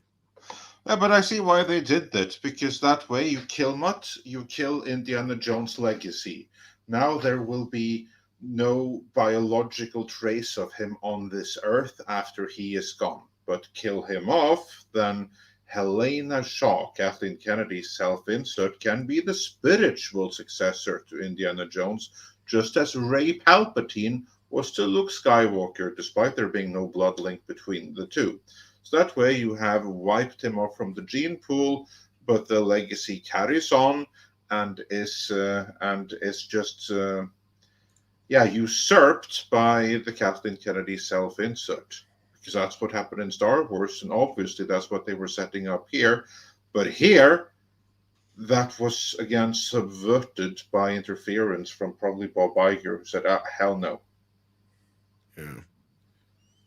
And really at the end of the day, I brought this up, and Michael was supposed to be here today, which really sucks because he had a conflict and wasn't able to make it. But yeah, like the whole thing with Mutt, he wasn't even really the problem with Crystal Skull. I think he was just miscast and mishandled in a way. Like the character could have worked, right? Because the idea is he's kind of not his dad, right? Yeah, that's what happens when you go with the it actor at the time who is hot in this moment. And Shia LaBeouf was hot in that moment when the movie was being cast, and he was no longer so hot by the time the movie was released. Well, so, yeah. And he's also one of those, and I'm going to say this and it's going to sound weird, but when you stop to think about it, you'll realize what I'm saying here, because Stephen King's the same way. He was Spielberg's self-insert character. Spielberg has done this through all of his movies. If you go and look, there's always a character that's similar to him, and quirky little character, kind of like that. And he always gravitated towards Shia because that was his new go-to guy for a while there. But anyway, like, yeah, it's just, so moving on here, though. Valiant, did you have any more time left, or did you have to run now? I think he stepped away already. I think we already have run. Nope, yeah. Sorry, I didn't realize I had muted. No, I mean, I've got a minute or two. I do have to step away here to get ready for the show. But I mean, if you which your show will be coming up here in about 90 minutes or so, roughly. Or no, we got about 2.5 hours. 2 hours. Yeah. Okay. 6 p.m. Eastern, folks. Yeah, Ryan sends in 20 euros and says, I think Kathleen Kennedy can retire now. There's nothing left for her to destroy after Indiana Jones. Did Spielberg and Lucas piss her off in the 80s? Is this revenge? There's always been a weird relationship between all of them. Depending on what you believe and where you read it, it's hard to say. But I don't, honestly, do I think that she made this movie out of some vindictive need to destroy what George and Steven did? No. I think she's just that fucking clueless. And she thinks she's doing the right thing. It should be said, though, and these are rumors that we heard way the F back when. And we do not know how real this is. We do not know too much about the source. And when we presented it in a video way back when, it was with massive grains of unprocessed salt and some extra salt on top of that. But apparently, there was a rumor claiming that Kathleen Kennedy wanted to completely take over Star Wars so that all Star Wars going forward would be Kathleen Kennedy Star Wars. But not only that, that there would be kind of like leaked stories out there that it was always her idea, that she was always one of the brainchilds between everything Lucasfilm, Indiana Jones. She was the true heart and soul behind it all, and then it was these evil freaking men, Lucas, Spielberg, that just usurped her ideas and run wild with it and stole her credit. But now she's going to show that she was always the mastermind and reframe history to that effect. Don't know if that's real, but there was a rumor going around, and it never was. Well, if I could add to that, when Galaxy's Edge was being built here in Orlando, the people that were building it for all 3 trilogies, sequel, prequel, and original. And when they are on record stating, and you could find it, actually, Anna, that Star Wars girl, did a recording of their podcast and clipped it out. They said that Kathleen Kennedy came in and they said, we're not going to make Galaxy's Edge about any of this. We're going to make it about the Star Wars moving forward and not the Star Wars behind. We're not going to cater to the older audience. And I think his direct quote was 50-year-old Star Wars fans. We covered this at the time as well. So yeah, this is public record. It was like, she was like, and like I said earlier on in the show, I was like, if there's any, I don't think Kennedy's going anywhere. I've never bought into that she's going to leave when she wants to leave. I think that this Rey movie is really important to her, and she has no other nostalgic characters anymore. They're going to have to make shows and movies or whatever on their new stuff. And they think they're sitting around some table somewhere, well, at least before this weekend, and they all pat themselves on the shoulder and they think how great they have it and how great their characters are going to do and how great everything is. And yeah, the world will tell them that they're not great and we don't care about them. You didn't take the care like George Lucas did. And it's just going to prove it. No matter how, I don't think the Rey movie will do well, no matter how good it is. Well, look, on that real quick before just because Star Wars is fizzed out. Yeah, I know you got to run, bud. No. I was gonna to what you were just saying is perfect segue for me to kind of hop out and get ready for the show. But normally I'd agree with you, and I have never been one to say not once would Kathleen Kennedy be fired, quote unquote. I've always said since day one that whatever her terms will be, she is going to be gloriously retired. She is going to have all kind of accolades, lifetime achievement awards showered upon her at the Academy Awards broadcast, all this kind of stuff. She is going to be very gracefully exited one way or the other. She's 70 years old now. And as you brought up earlier, Jay, correctly, that everything has been spent. I mean, she has done Star Wars. She has now gotten her baby, which is Indiana Jones. That's what she always loved. That's behind her. There's nothing left for her to do. Her contract is reportedly going to begin being reviewed for renegotiation next month, starting in about 30 days in August. Her contract is up, as it's always been renewed for 3 years. That contract would terminate September 30th, 2024, next year. I find it interesting that the trades were leaking information following the Cannes premiere of Indiana Jones that her contract, they were hearing, would be up for renegotiation beginning, like I said, in August, 30 days after this movie premiered. I think they know what they have in their hands. She's no longer in a position of having a bargaining chip to like she used to do. I think Indiana Jones was one of those promises that were made to her years back because, of course, that movie has been, Andre, Tom, you guys know this, has been in development hell now for how many years before it finally came out? Since forever. And it was part of the promise made to Harrison to get him on board for Star Wars before Kathy was even in the mix for this. Yeah. Exactly. This is now behind her, folks. This is a different day.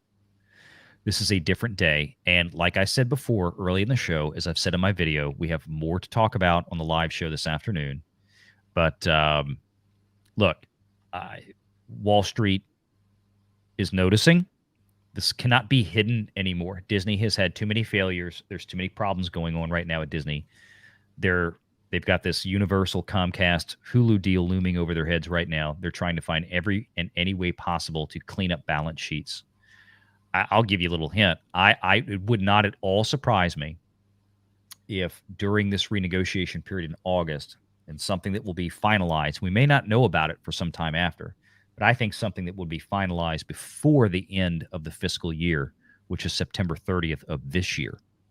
They will have something in place, if nothing else, for a really nice golden parachute for her.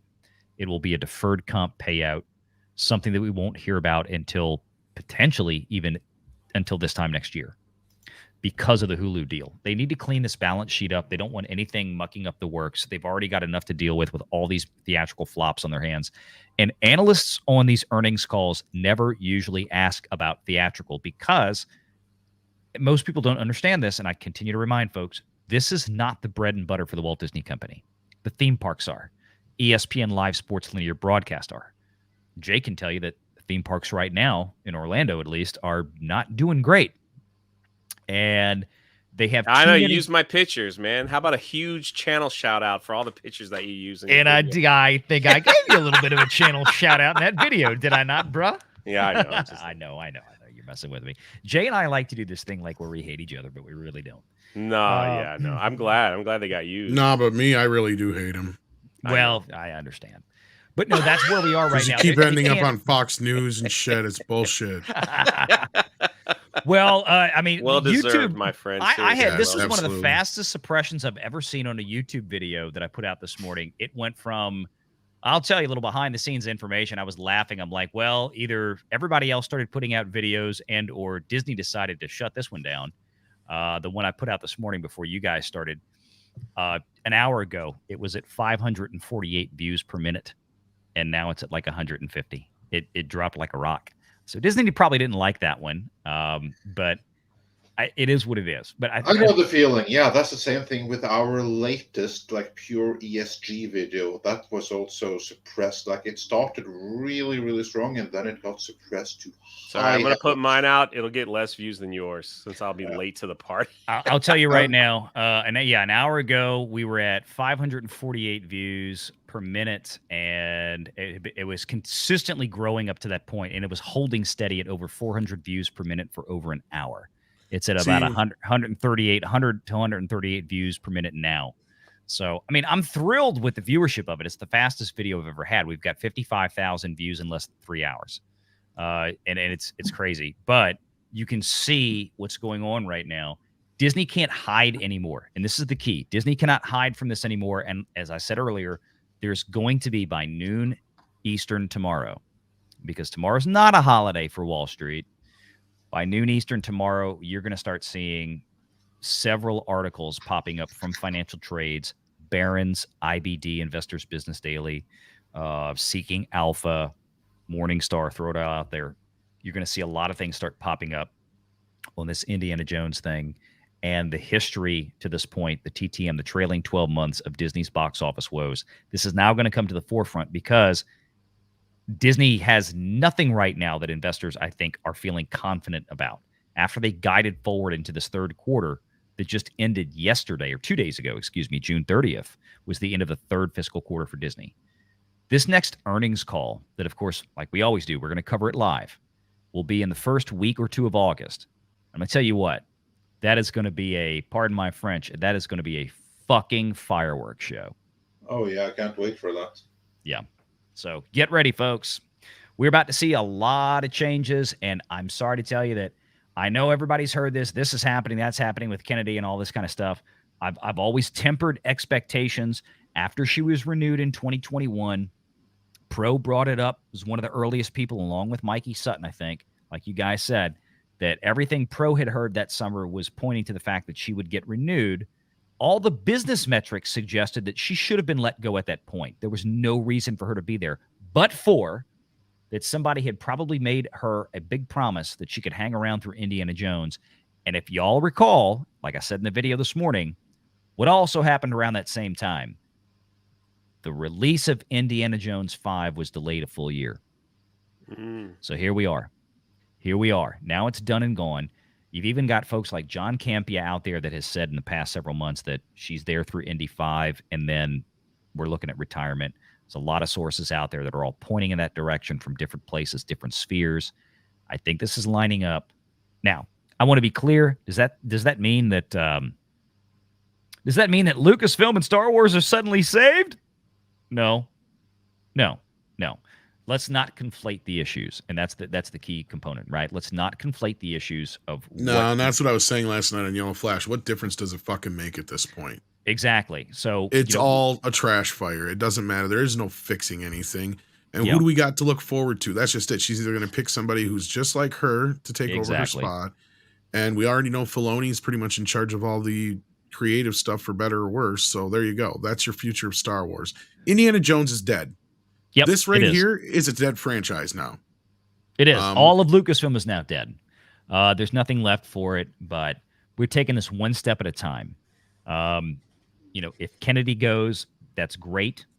Then what happens after that? Then we move to the next step. What happens from here? What will Disney do from here? What major changes will be put into effect from here? Obviously, at this point, that's why we're getting all of us are in agreement because they're all in. Yeah. What can they do? The Ray movie, I remember from everything we heard, was a Bob Iger initiative. I mean, he's pushing that through because he wants because that's his legacy too. That's the problem with Star Wars. You got it, Andre. They have to own it now. Yeah, that's it, Andre. This is about Bob Iger's freaking legacy. I'm gonna tell you what right now. Bob Iger sitting in his office, probably thinking, "I shouldn't have come back." I really think he's looking at it right now, going like, "What the frick was I thinking? Why? What did I do? What did I do?" Well, in Valliant, you got to imagine they were prepared for the worst with this, but they didn't even prepare for this much of a worst. No, they didn't. It's gonna get worse from here. But stay tuned. We'll do the live show. Andre, Jay, Tom, you guys We'll all have the links. I know, Jay, you've been here today. We'll definitely talk more about that shit later, I'm sure. Yeah. Yeah. I'm going to bring the panel in at 7 Eastern. Andre, if I know your timetable's different, if you want to hop in towards the top of the show, I'll do what I can. If possible, I will hop in on top of the show. And if you can't, no worries, brother. I appreciate you. I know it's late for you. I just wanted to make sure that you knew that you had an open invitation. Jay, hope to see you there as well. Appreciate it. If you can make it. But folks, we've got a big show ahead. We've got more stuff to discuss that I haven't talked about here. Some things that have been running around the mill. But stay tuned, and we're going to talk more about this Kennedy Lucasfilm stuff later. Thanks for having me on. Great show today. Love this little Sunday surprise, but I got to get to work over here. Yeah, it's just like just like Six shared here in the background about here's the future of indie, right? Remember we were announced to get that spin-off show? Yeah, it's dead. And now they're even playing off like, oh, it was never really a thing, because here's what Mangold said about it. Or is this purely speculative? Yeah, it was purely speculative. Yeah, bullshit. You had it. Shit. Yeah, exactly. Yeah. But it had nothing to do with Indiana Jones. That's the only part that's not horse shit. It was the world, but it was not. Yeah, exactly. It was a fucking Helena Shaw show. That's what it was. But anyway, we'll talk later, Valiant. Head over there after this show to get updated with all the box office business, and we're gonna get back to super chats here. Yeah, we'll go to more detail. And real quick, thank you, gentlemen, for the redirect to the show. Appreciate that. Absolutely. Appreciated. All right. Y'all take care. Then we got you too. The Dinks, who says, last night I watched EFAP on Indiana Jones, and I couldn't remember a stream where the contributors were so downhearted as if the air had been taken from the room by this film. Yeah, like, this isn't even one of those movies where it's fun to kind of talk negatively about, like, because this is something that that's what we did with the Crystal Skull. You're absolutely right, Tom. Absolutely right. It's not even fun. And you know what's sad? You are 100% correct that Indiana Jones is now dead. We will not see spin-offs. We will not have books. There will not be comic books. There will be nothing. This is it. It's over. All they're gonna do is re-release maybe Raiders of the Lost Ark every 5 years in the movie theater, and that'll be it.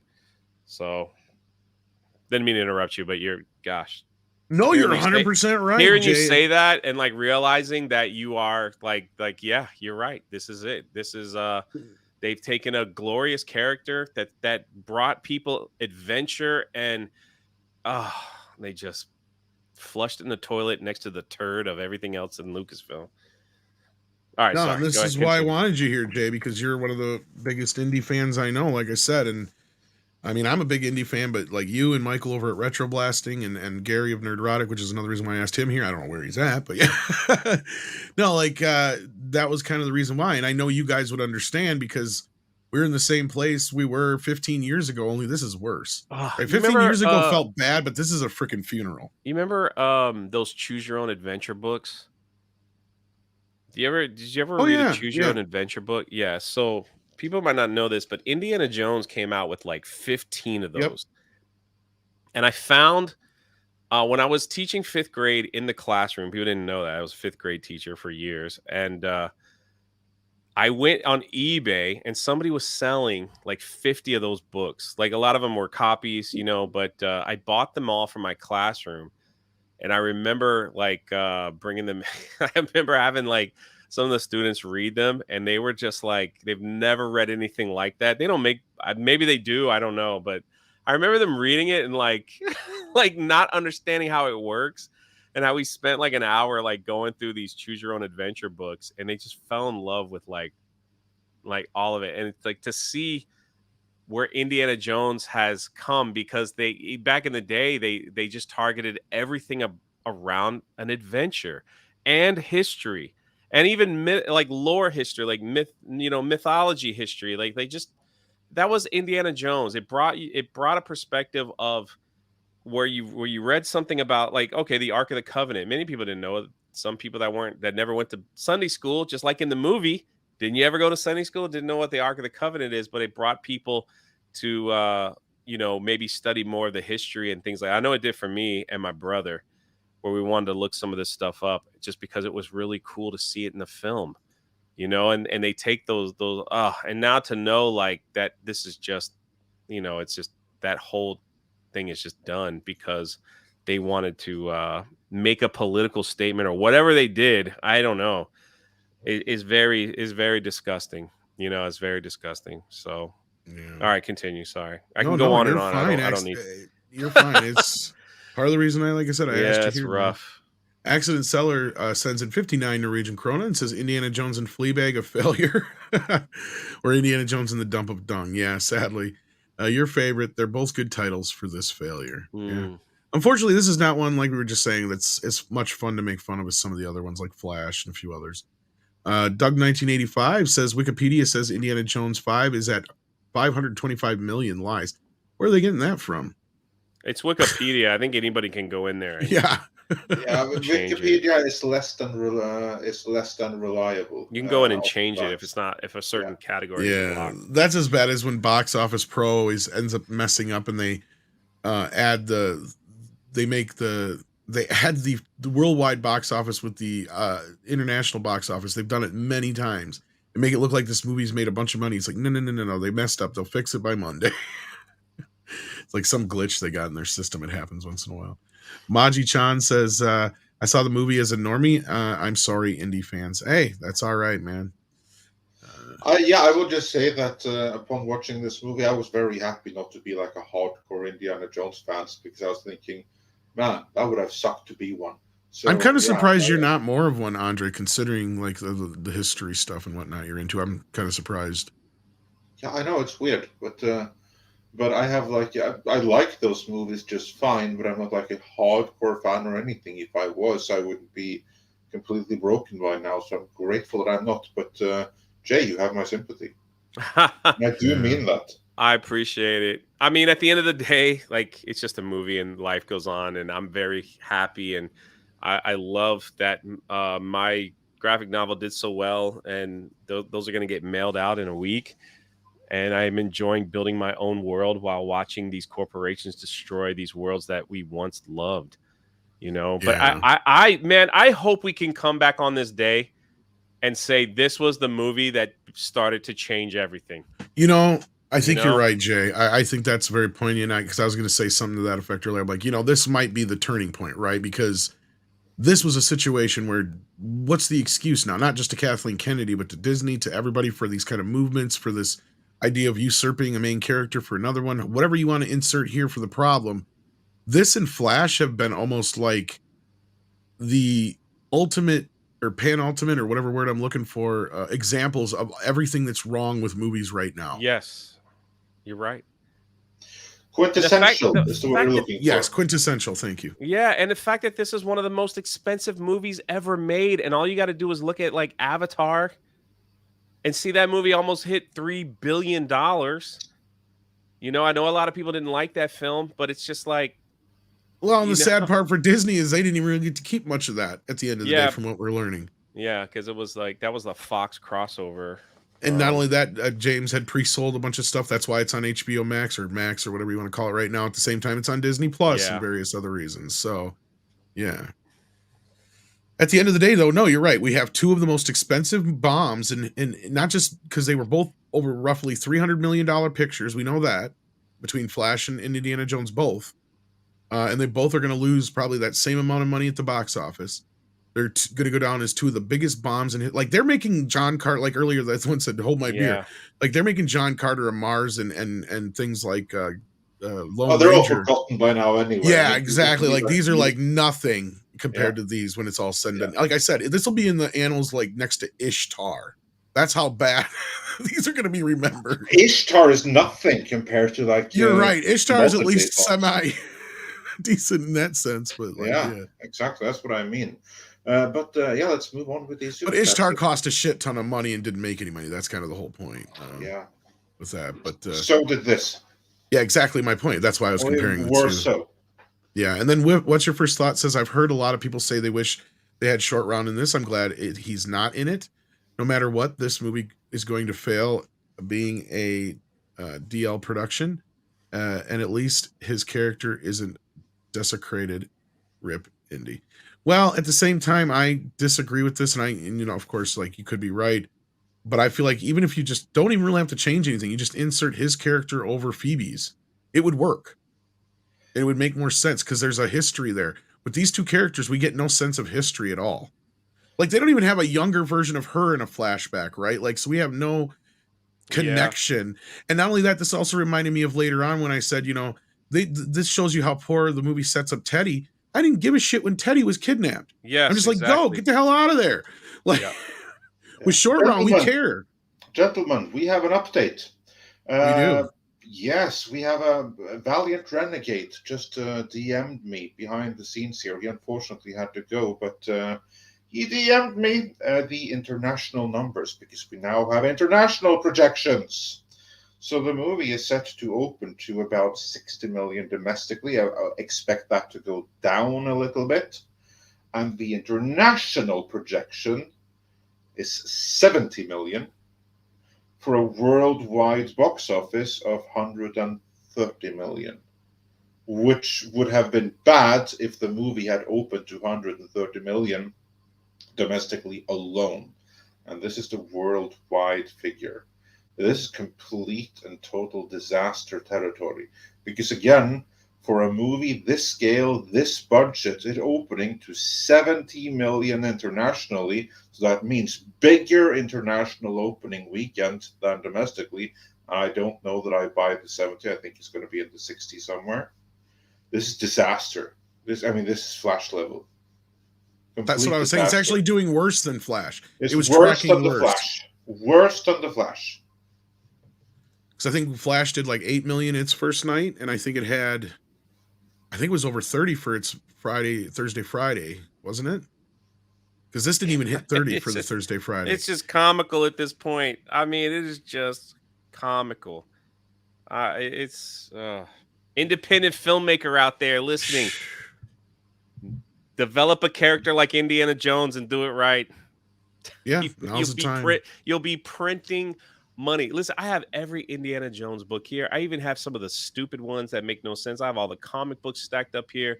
I pulled them all out right before the film, and it's just like everything. You have fans like me out there that are willing to go into debt for some of this stuff, and it's like you just totally. You know what they're selling at Disney for Indiana Jones? Disgusting cupcake with like a little chocolate hat. That's wow, a lot of work went into that. I mean, there's a research, development, and everything. I mean, I'm telling you, man, it's like that's the marketing right now. I mean, it's like, how do we make more? A lot of these movies, like I know Tom has mentioned it many times before, but like even like the old Star Wars films, they are, some of the toys and all that stuff, they making tons of money off that. Nothing on this film. Hey, I'll show you this picture. Even Hot Topic is getting in the game, and they're trying to sell this movie to the cool kids. There you go. I'm sure that's what the cool kids are going to be wearing after they watch this film. So it is just a massive. How come I have this feeling that in the alternate version where it's the Helena Shaw show in the end of the day, that's the outfit she's wearing at the end of the movie when we see her? Kind of a makeshift indie outfit, but for women. Did you see that? Like, that was my vision in my head. It was her, though. Hold on, let me show you. I'll show you this and I'll shut up. But it's just, they're not selling merch or anything. They're selling. This is the cupcake here. Okay, the lollipop. Okay, I get it. That's cute. But... with a chocolate staff of raw. I'm just saying, it's like, you remember when Star Wars came out, even Ghostbusters, there was like limited edition toys. There was all kinds of stuff you could get. Twinkies Collectors went crazy for all that stuff. And it's like, here you go. Come to Disney and get a cupcake of your favorite adventurer and a chocolate staff of raw. That's what all the kids want nowadays. I guess. And also, sorry, I took it down too fast. You could also, if you pay, and this is what it costs. This is just laughable at this point. Sorry about that. It's a $35. $35 for a little cupcake? Yes, that's what I'm trying to say. Jesus. Well, they put it in a nice little case for you so you could carry it. Your Indiana Jones adventure everywhere you go. That's a nice collectible to keep as you get old, right? Yeah, you better eat it in a week or it, it's candy rocks filled with crunchy caramel. And for Gnosh. $35. That's Oh, why for crying I'm out laughing loud. because I'm in pain, because it's like, I who is know. sitting around the table saying, you know what'll really sell? Let's put $35 on a cupcake and a chocolate whip. You know, those indie fans will go crazy for that one, right? Because the movie's gonna do so well. Holy Disney. crap. Kareen sends in $9.99 and says Indiana Jones is very bad.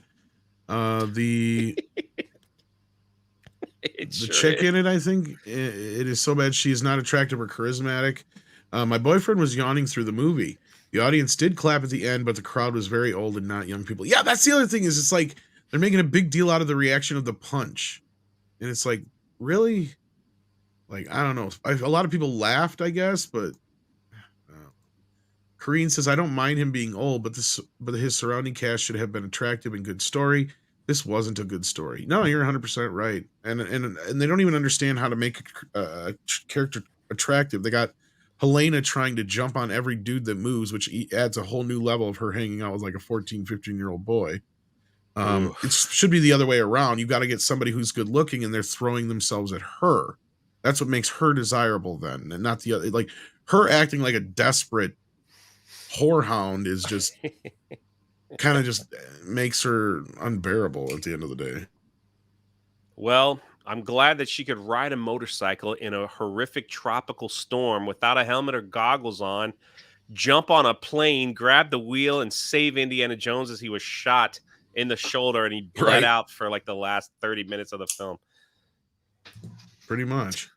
And then Accident Seller says, Super Chat 1 of 2.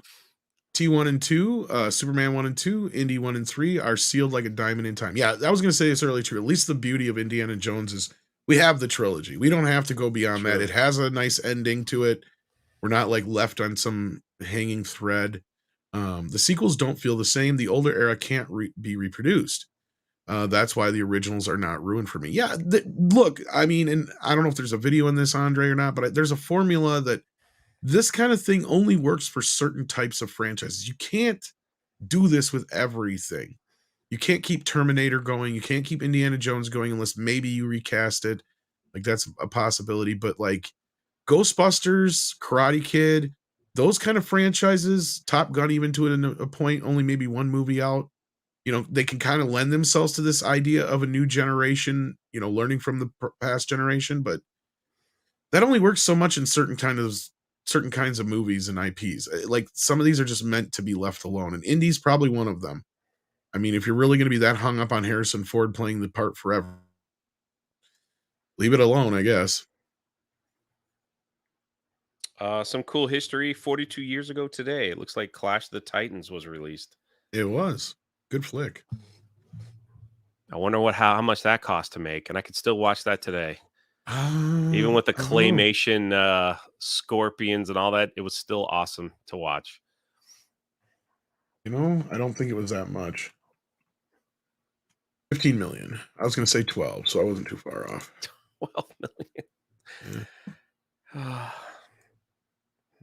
We got Accident Seller, who then says, that's why I'm not bothered by Dark Fate, Dial of Destiny, etc. They're disqualified by the mere fact that being separated in time from the originals, not even shot on film, so they feel different.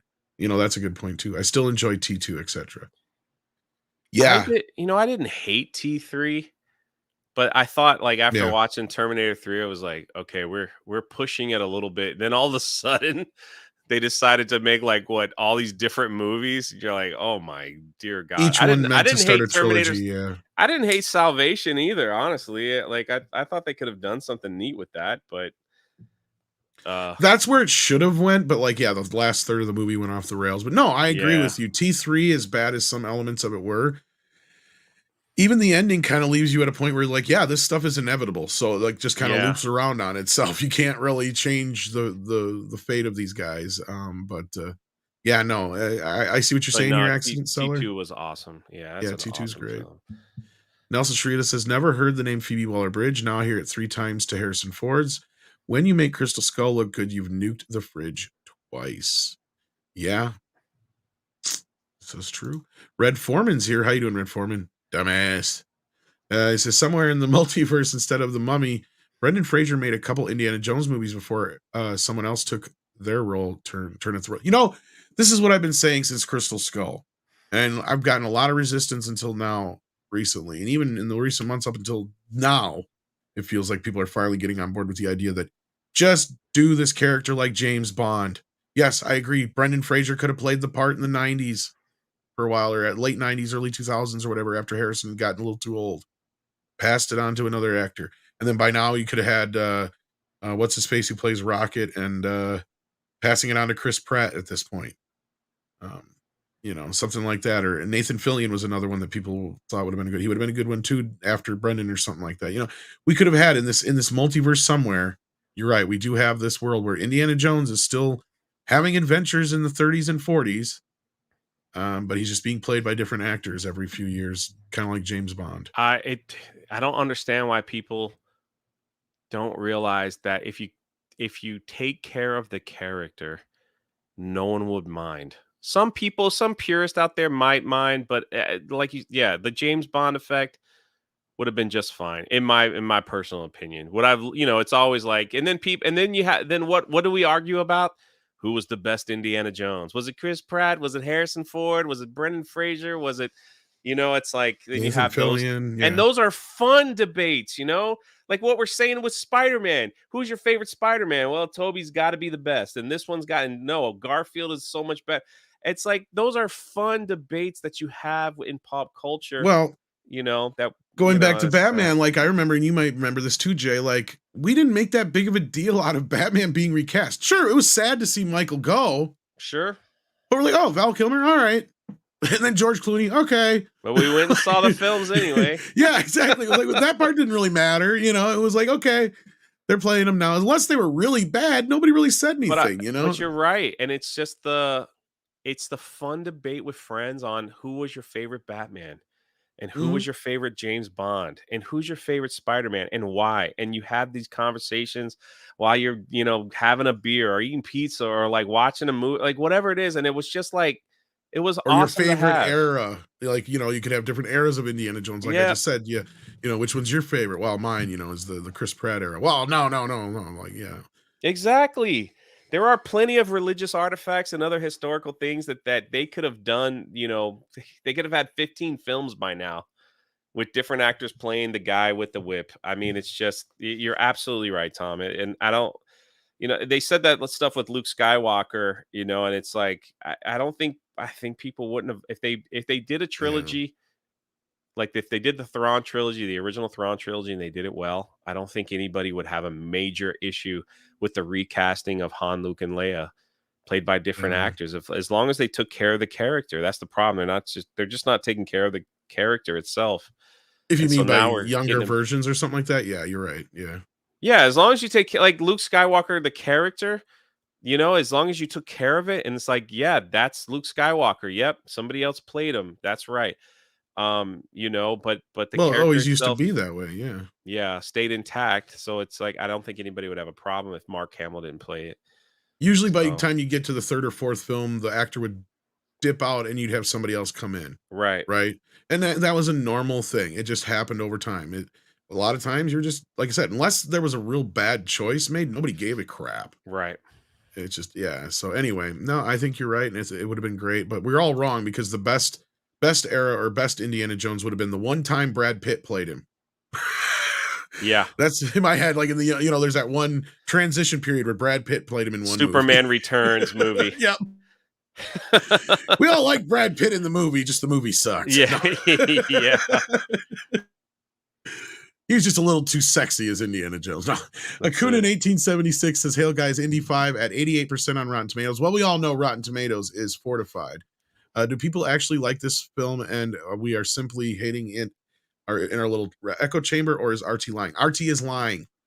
As I just said, and I said that for a reason, because first of all, the box office is showing you that there is no interest in this movie.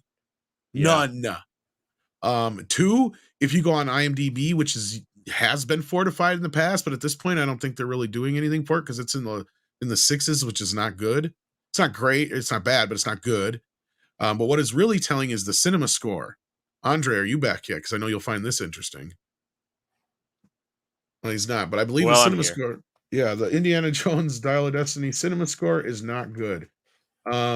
Usually a cinema score in the A range is okay. But once you start getting to like A minus B range, it's not good. Indiana Jones is sitting at a B plus, which is bad. And I know you guys were like, well, no, that's a B, but in the cinema score, that is bad. Because not many movies get that low of a cinema score. This is a great super chat. I think the word of mouth box office is I think that's pretty telling as why people just aren't going. They just, like you said, they've lost interest. Yep. Are there people that are going to like the film? Of course. That's just how it is. People will I think the ones that will probably might enjoy this film more than others are the ones that don't really know the character of Indiana Jones. Again, we haven't really had anything since 2008. So it's like these younger people that are going to the film, they don't know, like, maybe they've seen the trilogy or one of the films on TNT, like when it was airing or whatever, like when it came on regular television, but they don't have an investment. I hate to say it, Jay, but Indiana Jones has now become the equivalent of when we used to walk in and our old man was watching a John Wayne movie when we were like 6. Yeah. You know what I mean? Like to us, it's like whatever. Now we can appreciate those movies as an adult, but as a kid, we're just like, oh, my dad's watching an old timey movie. Yeah. Okay, I'm off to go play outside. Right. Exactly. No, it's true. It's true. It's like, why would a 20-year-old have any interest in Indiana Jones? They have done nothing with it. At least with Star Wars, they're constantly putting out series that, not too many people are watching, but they're trying to keep it in the conversation. There was no Indiana Jones conversation for years, and it's like, why would a 25-year-old want to go see that film? There is no appeal. And like, even the woman that's in there is not a hot chick, to get a young man to say, oh, let's go watch the hot chick in the film. It's just not. Phoebe Waller-Bridge is, she's even Brie Larson might have been a better choice. Yeah, you're absolutely right. I hate to say it. I hate saying it, but only because Brie Larson is on the radar. Like whether you like them or not. Like as far as like search engines and stuff like that. Well, not just that, she's a little easier on the eyes. Let's say. Well, that's true, but I'm just saying, on the voice, I guess, and whatnot. Trying to break down like even like Google searches is like, who searched for Phoebe Waller-Bridge? Like someone. Well, not just that. Why didn't they get like Haley Atwell or somebody like that who's actually charming, right? Like, sorry. Yeah. Yeah. No, you're absolutely right. If you want to go with the British chick or whatever, but yeah. But it's just like she's not really searchable. Like, who's searching for her? What is she do? I can answer that. Haley Atwell is charming to normal humans. Kathleen Kennedy is looking for a self-insert. She is looking for someone that she considers to have her ideal traits. Phoebe Waller-Bridge, she may be familiar or most famous for playing Fleabag, this working class broad that gets down and dirty with her dates, taking it up the bum and stuff like that. But in reality, Phoebe Waller-Bridge is aristocracy. She's married into it. She's the absolute upper echelon poshest of the posh. I mean, the people you see in Downton Abbey, she's like that. She's upstairs. That's the real Phoebe Waller-Bridge. And then she's known for being this ultra-feminist activist for all of the right causes that you can afford to be when you're hyper-rich and isolated from people at large. That is Phoebe Waller-Bridge. That makes her an attractive self-insert for someone like Kathleen Kennedy, more so than, say, Haley Atwell, who we as normal humans consider to be charming and likable. But Kathleen Kennedy is looking for different things in a self-insert. It's funny how, never mind, I'm not even going to get into that, but we got way too many super chats, and it's a good problem to have. Thank you so much, guys, for being generous. Are you okay for time yet, Jay? Or do you have to get running? I do need to go, if you don't mind, if you want to finish. Is there any specific ones for Jay here, 6, that we can address before he has to run? Trying to look for Drunk3PO. I appreciate the invite, man. Okay, here we go. Your Muslim uncle says kudos to Midnight's Edge for the quality guests like Jeff 3PO. Jeff, yeah. So that's you know where that came from? Vaguely, I've heard it. Yeah. I was on Friday Night Tights when we were in Vegas, and Chris Gore was there, And listen, The I hadn't Frank slept in Gore like, thing, yeah, I hadn't slept for 3 days. I look right at him and I'm like, man, it's so cool to finally meet Frank Gore. And he's looking at me. And I called him Frank Gore like 3 times and no one corrected me. And finally he goes, Chris Gore goes, you mean Chris? And I was like, oh my gosh, I'm so sorry. I was sleepy and like, I shouldn't even be here, on the panel. They were recording. I just stumbled in, and they're Oh, like, I hey, totally forgot his name one day, so don't feel bad. But anyway, go ahead. yeah. So he's like, well, I'm going to get you. I'm going to call you Jeff. Jeff hasn't really stuck like Frank has stuck with him. Like he gets super chat still, like all hail Frank Gore. I'm like, oh man, it's a good problem to have though. But no, I want to thank you, Jay, so much because you are a busy guy, and we don't get to talk enough. And when you do get to hop in here, it's a honor and a privilege. And we love your insight and your commentary and all the things you do over there. And you got a book coming out, which congratulations on that. And, yeah, and I apologize because I know you've invited me on in the past. That has I knew I was going to be busy with that thing, but holy crap, we tried to help you promote it, but yeah. That was like that thing has just absorbed time away from my soul. Like I didn't like get how much work and time that goes into that. I've had to turn down multiple shows just because I'm like, I just can't, man. I have got to get this stuff done. So, now that it's finished, I'm heading out to Arkansas at the end of the week, and the first book will be mailed out July 10th. And then I'm going to take I'm going to take out probably like 2 weeks off from the internet and just sit up in the mountains and I don't know. Nice. So whatever, well, you earned it. It sounds like so. Congratulations, it's just appreciate it. And Andre, always a pleasure. Yeah, likewise. Thank you so much for opening up your channel, and if you want to check me out, it's just all things Drunk3PO, and that's it. Tom, have a great one. You too, awesome. Man. And take care of yourself. We'll have a happy 4th. Absolutely. Same to y'all. Have a great 4th. Thank you. Take care of yourself. All right, let's get through these super chats, guys. You've been very patient and generous. We appreciate it. Shadow Dancer the Red Mage says, when I was in school in the 70s, my textbooks were written in the 60s. Many spoke of the inevitable nuclear annihilation to come. Not a time of hope. Yeah, no, it wasn't. In fact, we're seeing a lot of parallels. We're seeing a lot of parallels to now, but indeed, yeah. Horseradish Power says Idaho Johnson at the time dial of destiny. Yeah, pretty much. Dwayne Oldson says neither short round nor shorter round in this movie would have been an English brunette. The indie skills had to go to the KK self insert. Yeah, exactly. Yeah. Becca J says, remember when Mangold went after Matthew Kadish? Of course we do. And told him to go back to his basement. Just because he aired his worries about this movie. Well, guess what? Revealing that it will be Mangold who goes back to his basement. I was going to say the box office is in the basement. Yeah, that's the problem. Oh, yeah. Mr. Buttcrack Media has been a member for 8 months. Thank you so very much at the Midnighter level. Accident Seller says Indiana Jones and the Fleabag of Failure takes place 6 years before I was born, Gen X. That doesn't feel right at all. Fish out of water. That's what I was saying. Like, yeah, it's really weird. We are now closer to the point in time in that movie to Raiders of the Lost Ark coming out in theaters than when it actually took place. That's what's wrong in a franchise when you can't say that about James Bond, because even though they're kind of set in their time periods, they don't really acknowledge that. It just keeps going or whatever from what I saw and my understanding. I mean, up until the more recent Craig Bonds, but yeah. Which, as we all know how that finished out, with Fleabag involved, no less. She's good at killing old men, isn't she? Very much so, yeah. Doubt Sold Me, I think that's how you say it, sent in 2 $10 super chats. Didn't say anything, though. I don't know if you were trying to send in a message, but if you did, just go ahead and at me or Six in the chat, and we'll definitely take care of that for you. But thank you so much for the support. Dwayne Oldson, oh, there we go. Doubt Sold Me says, after the Jake Skywalker, we now have Indiana Jakes. Sorry, I messed up with empty messages before. No problem, Doubt Sold Me. We're sorry you had to deal with that. Yeah. I think it may be Brazilian Real.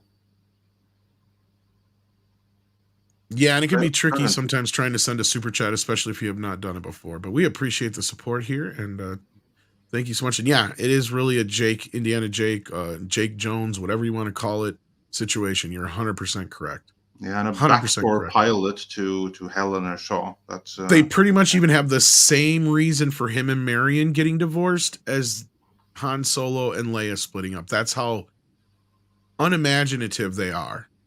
Yep. Only instead of, dying, it's going to the dark side. But Well, still. when Kathleen Kennedy has an idea, why change what she thinks works? Right?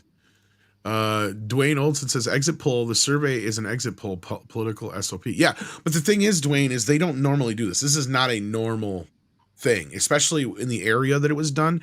Now, if Jacob had been like, oh, yeah, I went and seen it in California and like LA or San Francisco, then I'd be like, oh, okay, well, yeah, that's normal. Or New York, like stuff like that. They do poll like the coasts once in a while for movies like this. But not like, and that's where they get like the exit polls are what cinema score is. We brought that up while you were gone, Andre. And this movie is getting a B+ on the cinema score, which I was explaining is not good. Nope, B starts to stand very, for bad. very bad. Cinema score, a cinema score is not like normal grades. If you get like a B or a C on a cinema score, that's not something you can come home to your parents with. No. Anything short of A and A+ is a fail. A B is a fail. Pretty much. And that's what I was explaining. And yeah, and they do these polls, but not like this. This was extensive. And this was in Georgia, not one of the coastal. This was a scam, a scapegoat someone else. This was a shifting blame poll. That's what that was. Yeah, this is very abnormal for this kind of a thing. You don't normally get this. This is the kind of thing I was explaining you see at a test screening, right? 8 months before a movie comes out, not when it's in theaters. Because even the B+, I think, I don't remember if they ask, I think it's all like a paper thing, but it's just like a little card if I remember somebody explaining to me, and it's really simplified, right? This is a very extensive, there was a page 2 to that, you guys. I just didn't show you because the picture was all fuzzy. You flip it over, there's a whole other side. We have many more super chats. So yes, we do. Speaking of extensive, Alaric Harrison, if I'm saying that right, I apologize if I'm not. Disney's Indy 5 is a Marxist attempt to undermine Western culture, destroying familiar cultural values and beliefs. But Americans are flushing this Marxist bullcrap down the toilet where it belongs. Yeah, and this is what I was saying earlier. Is even if some people are not quite sure why they don't like this stuff, they're rejecting it. They're rejecting it wholesale. They don't want it. Same thing with The Flash. And that could very well just be because of Ezra Miller for all we know. But I just don't even think that penetrated the news that much to where I think people are just sick and tired of this shit. But other than that, you are, of course, entirely correct in your assertion. Absolutely. Horseradish Power says, could smoking cause coughing be the greatest superhero film this year? Just what the heck timeline am I trapped in, for goodness sake? Yeah, I've been hearing a little bit about this movie. It sounds and looks weird. From the title, I think they're kind of trying to go with like a everything everywhere all at once kind of thing, but I haven't seen the trailer yet. But from what I've heard of the story, it sounds weird and interesting. Probably. And this timeline is called the Gillette timeline. The Gillette timeline. Yeah. So that's where we are right now. The Gillette Bud Light timeline. Yeah. Hold your Bud Light. Hold my Bud Light timeline. Jake Skyrocket. That already happened in the. So basically, the Bud Light incident is proprietary to the Gillette timeline. I agree. Jake Skyrocket. That's a cool name. Says they should have brought Shia LaBeouf back to Indy to give Indy a motivational speech. Just do it. It would have been hilarious. Yeah. You know, the funny thing is that the way he looks right now, he actually would have been fairly decent as a broken down Vietnam vet that has completely gone off the rails and has completely gone against the system that sent him there. He totally nailed that. And even if they recast him, so what? Like Rocky recast his kid 20 times, even after his own kid played him and died. Yeah. So, I mean, like in real life. So, like, I don't even see why this is such a big deal. And you know what? Yeah, Shia is like soft canceled right now. But at the same time, I don't remember all the ins and outs. So it has something to do with some stupid shit between actors and crap. Yeah, I don't even know, which only tells you it can't have been done. Yeah, it had something to do, and I don't remember the whole ins and outs. Somebody's going to have to re-explain it to me. It was so long ago. But, like, yeah, he's been kind of soft canceled for a while now in Hollywood ever since that last movie he worked on. And would it have been cool to kind of see him back? You know, I never hated him. I don't hate him as an actor. I thought he was kind of miscast as Indiana Jones's son, Like even Jai Courtney would have been a better choice at that point, probably, because at least he kind of he was already Bruce Willis' son in Die Hard. Exactly. So like at this point, like, yeah, at the end of the day, I agree with Andre. Even if you brought him back just for that cameo, you know, it still at least acknowledges it. It's like, we're moving forward here, you know, or if you had to recast it, this is the point to do it. But it should have been something different. But anyway, yeah, the Just Do It speech would have been hilarious. Accident Seller says, after witnessing that weird shirtless Force Skype scene in The Last Jedi, they should have cast Adam Driver in the Barbie movie as Kylo Ren. That would have been pretty sweet. Don't give him ideas. Yeah. Thomas Regren, if I'm saying that right, just sent in $20. Didn't say anything, but thank you so much, Tomas. Yeah, thanks for the support, Thomas. Appreciate that. Mike Abraham sends in $10 and says, I watched this. I don't know why, honestly, this film easy fits in the top 10 most disrespectful shit I've witnessed since woke corporatism, began infecting nerd and pop culture. Yeah, and not only that, it's just depressing. Like, that's what Jay and I were trying to say. Is it's just, it's not even fun to like goof on or anything like that. It's just depressing because Indiana Jones was an institution for us kids for years. I mean, especially us 80s kids. I mean, and if you think about it, it's a franchise that it's almost poignant that it began in the 80s and then it ended in 89 because that's where the franchise belongs. And then it ended for real in 2023. Yep. Dwayne Olson says for $20, forget Kathleen Kennedy's head on a pike. How long before Peltz and the investors come for Iger's head? How much cover can the investment banktivists continue to give Bob?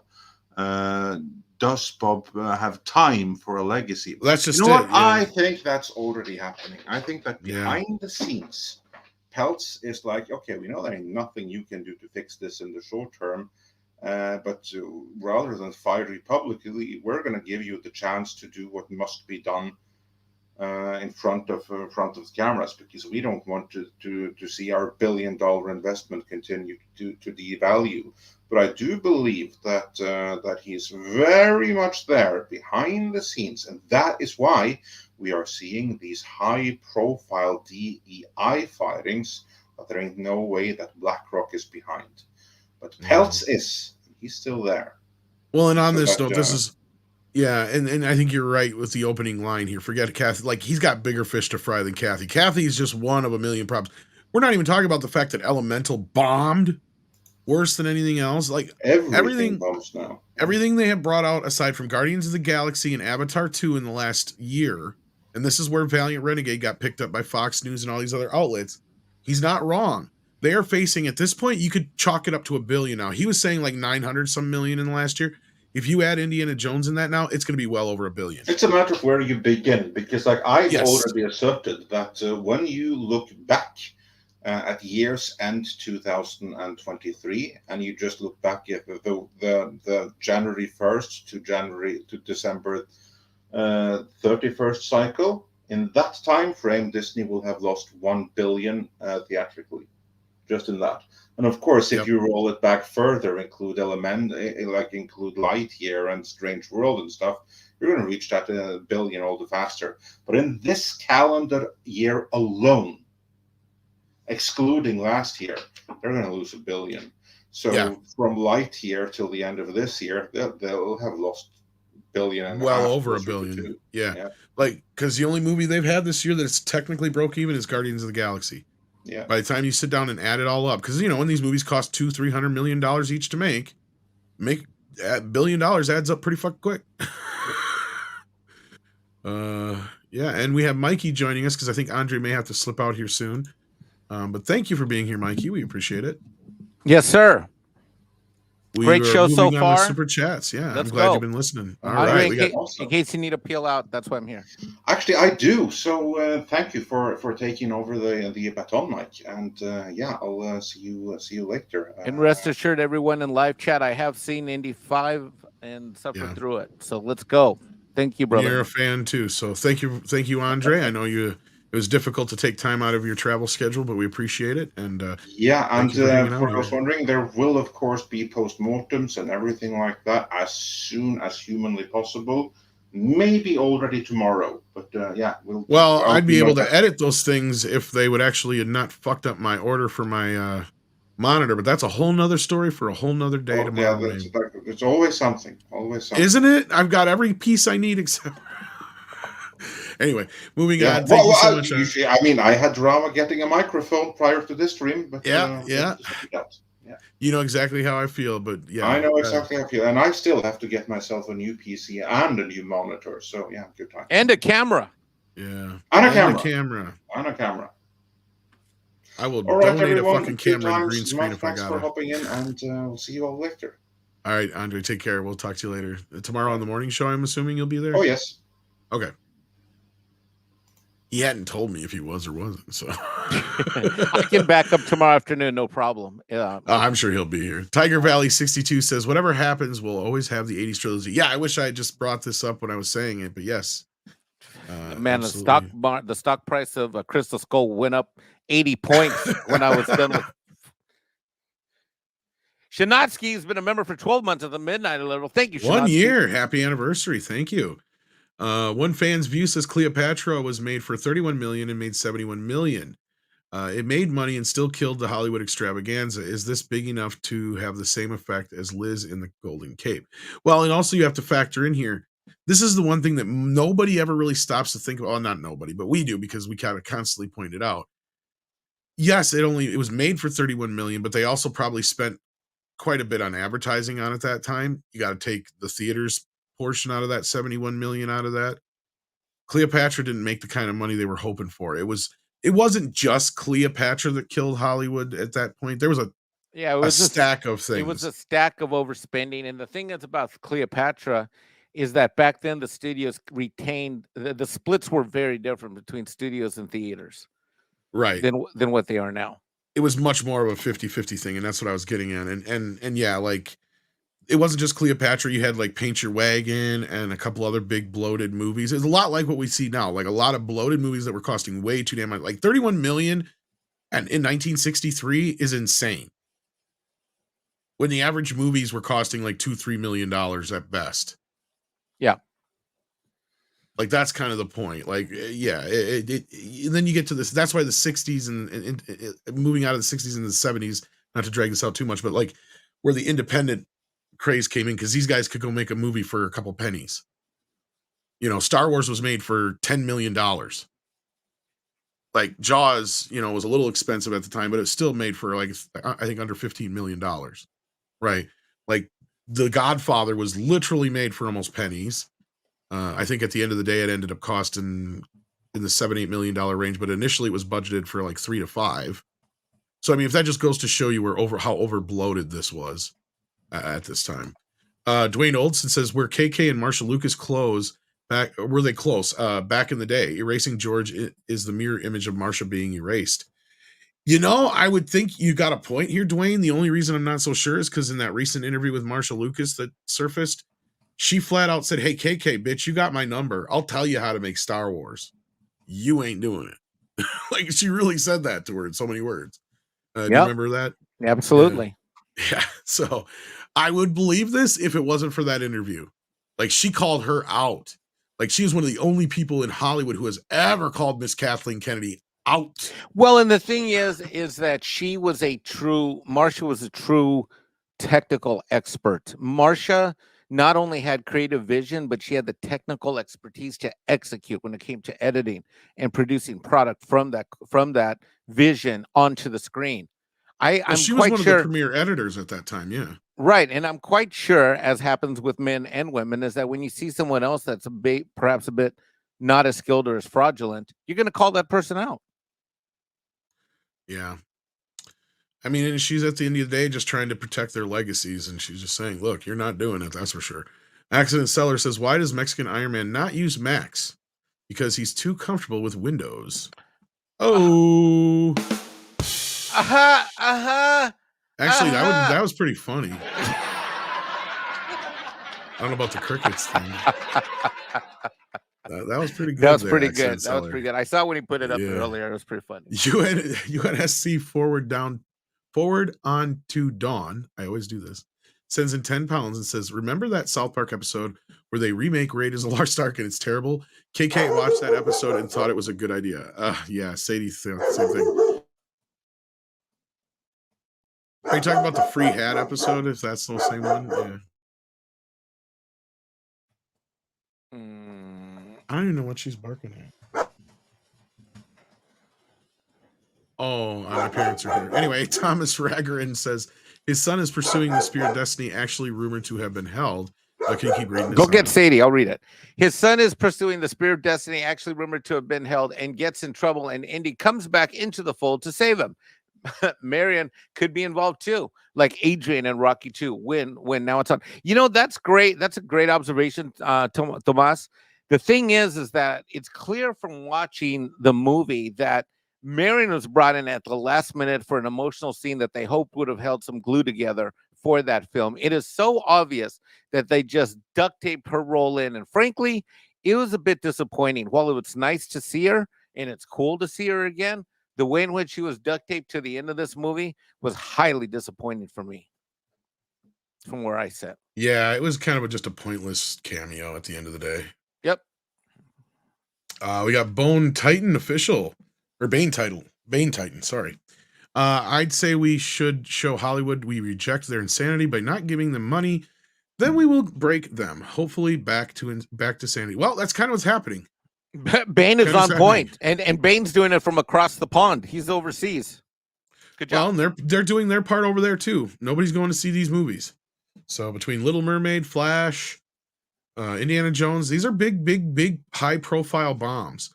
Yep. I mean, even when movies like Fast and the Furious are kind of underperforming, and it's not good. Yep. But this is going to go down to be one of the worst years for cinema in history. In fact, Culture Casino did the math, and if it holds out like this will have been the worst year since 1974, which was the year before Jaws came out, which makes a lot of sense. And we as fans didn't do this because over the last year, whether Tom loves Tom Cruise or not, between Top Gun, between Spider-Man movies in the last year and a half, whatever it's been, we didn't do this to Hollywood. Hollywood did this to themselves. Yep. They can try and blame us, but it's all really on them at the end of the day. Cryam says, when the spear was recognized as fake, it was played off well, or was it just another Thor Ragnarok Infinity Gauntlet joke moment? I don't understand why it keeps popping up. I don't understand why that whole element of this story could have been omitted completely. Yeah, it doesn't really play into it. There was no value, no payoff, no interlink with the rest of the story. It was just, and this thing was a fake. Well, fake. Why did we even focus on it in the first place? Exactly. Like there's a whole lot of that just kind of makes no sense at all. Jack White says, remember when the new Rurouni Kenshin anime starts airing on Friday? Well, there you go, anime fans. Randall Orser sends in $6.99 Canadian and says, it's dead, Jim. Quit playing with it and bury it already. Remember the good times and forget the bad stuff. Yeah, at this point, that's all we can do. Thomas Regerin sends in another $10 and says, thoughts on the TV series Young Indiana Jones. I didn't hate it. It had some better episodes than others. I liked it. I liked it, Tom. It had its moments. I liked it. I enjoyed some parts better than others, but yeah, it's sadly kind of in a weird edited, truncated version now because of George Lucas messing with it. Yeah. Fry C says, my favorite Batman will always be Kevin Conroy. I can see that. Me too, Fry C. Real quick, I just want to tell Fry C, if you go to my channel, there's a video there for my birthday this past February, and Loki from Loki's Mornings of Mischief and Valhalla paid for Kevin to do a birthday tribute to me, and every time I watch it, I still get a wet tear in my eye, and it's incredible. So it wasn't even that long before he passed either. It was right before.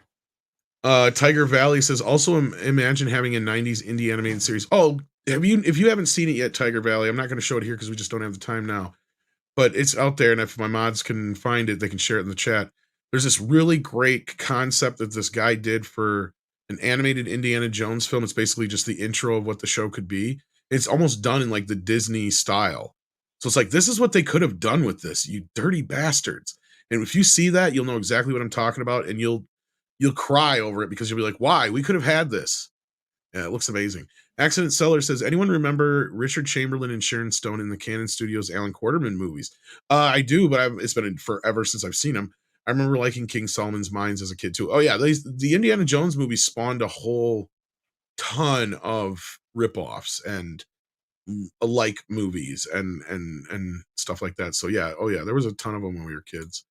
Tiger Valley says, Indie, Assassin's Creed, and Carmen Sandiego made me fall in love with history, geography, part of my career. Indie's inspiration is unmatched. Also, I'm 25. Oh, wow. Okay. That's well, as far as fantastic. history and geography, you got me there because I'm not real good at either that much, except for film history. But yeah, geography is definitely not my forte. And then we got NZ Greg, who's been a member for 20 months at the Midnight level, and that's a great place to end this. Thank you, Mikey, for hopping in here and helping me out for the last few minutes. Thank you, Six, for all your help in the background. Thank you, Jay and Valiant Renegade, for coming on here today. Thank you all for listening. Is there anything else we should plug before we go? Oh, yeah, Valiant show's starting here in just a little bit. About what, like an hour and 1 hour 15? and 10 minutes. There's already over All right. 100 people there waiting to chat, and we will see you Awesome. there. I will see you there at least. Yeah. All right, kids. Thank you so much. Take care of yourselves and each other. And with that, I think we'll just do some. What should we do? Kitty Bear comes in at the last minute. He's been a member Kitty for 20 Bear. months. Thank you so much, Kitty No Bear. comment, but just he's been a member for 20 months. Wow, almost 2 years. Thank you. Let's go out on. Let's do this. What?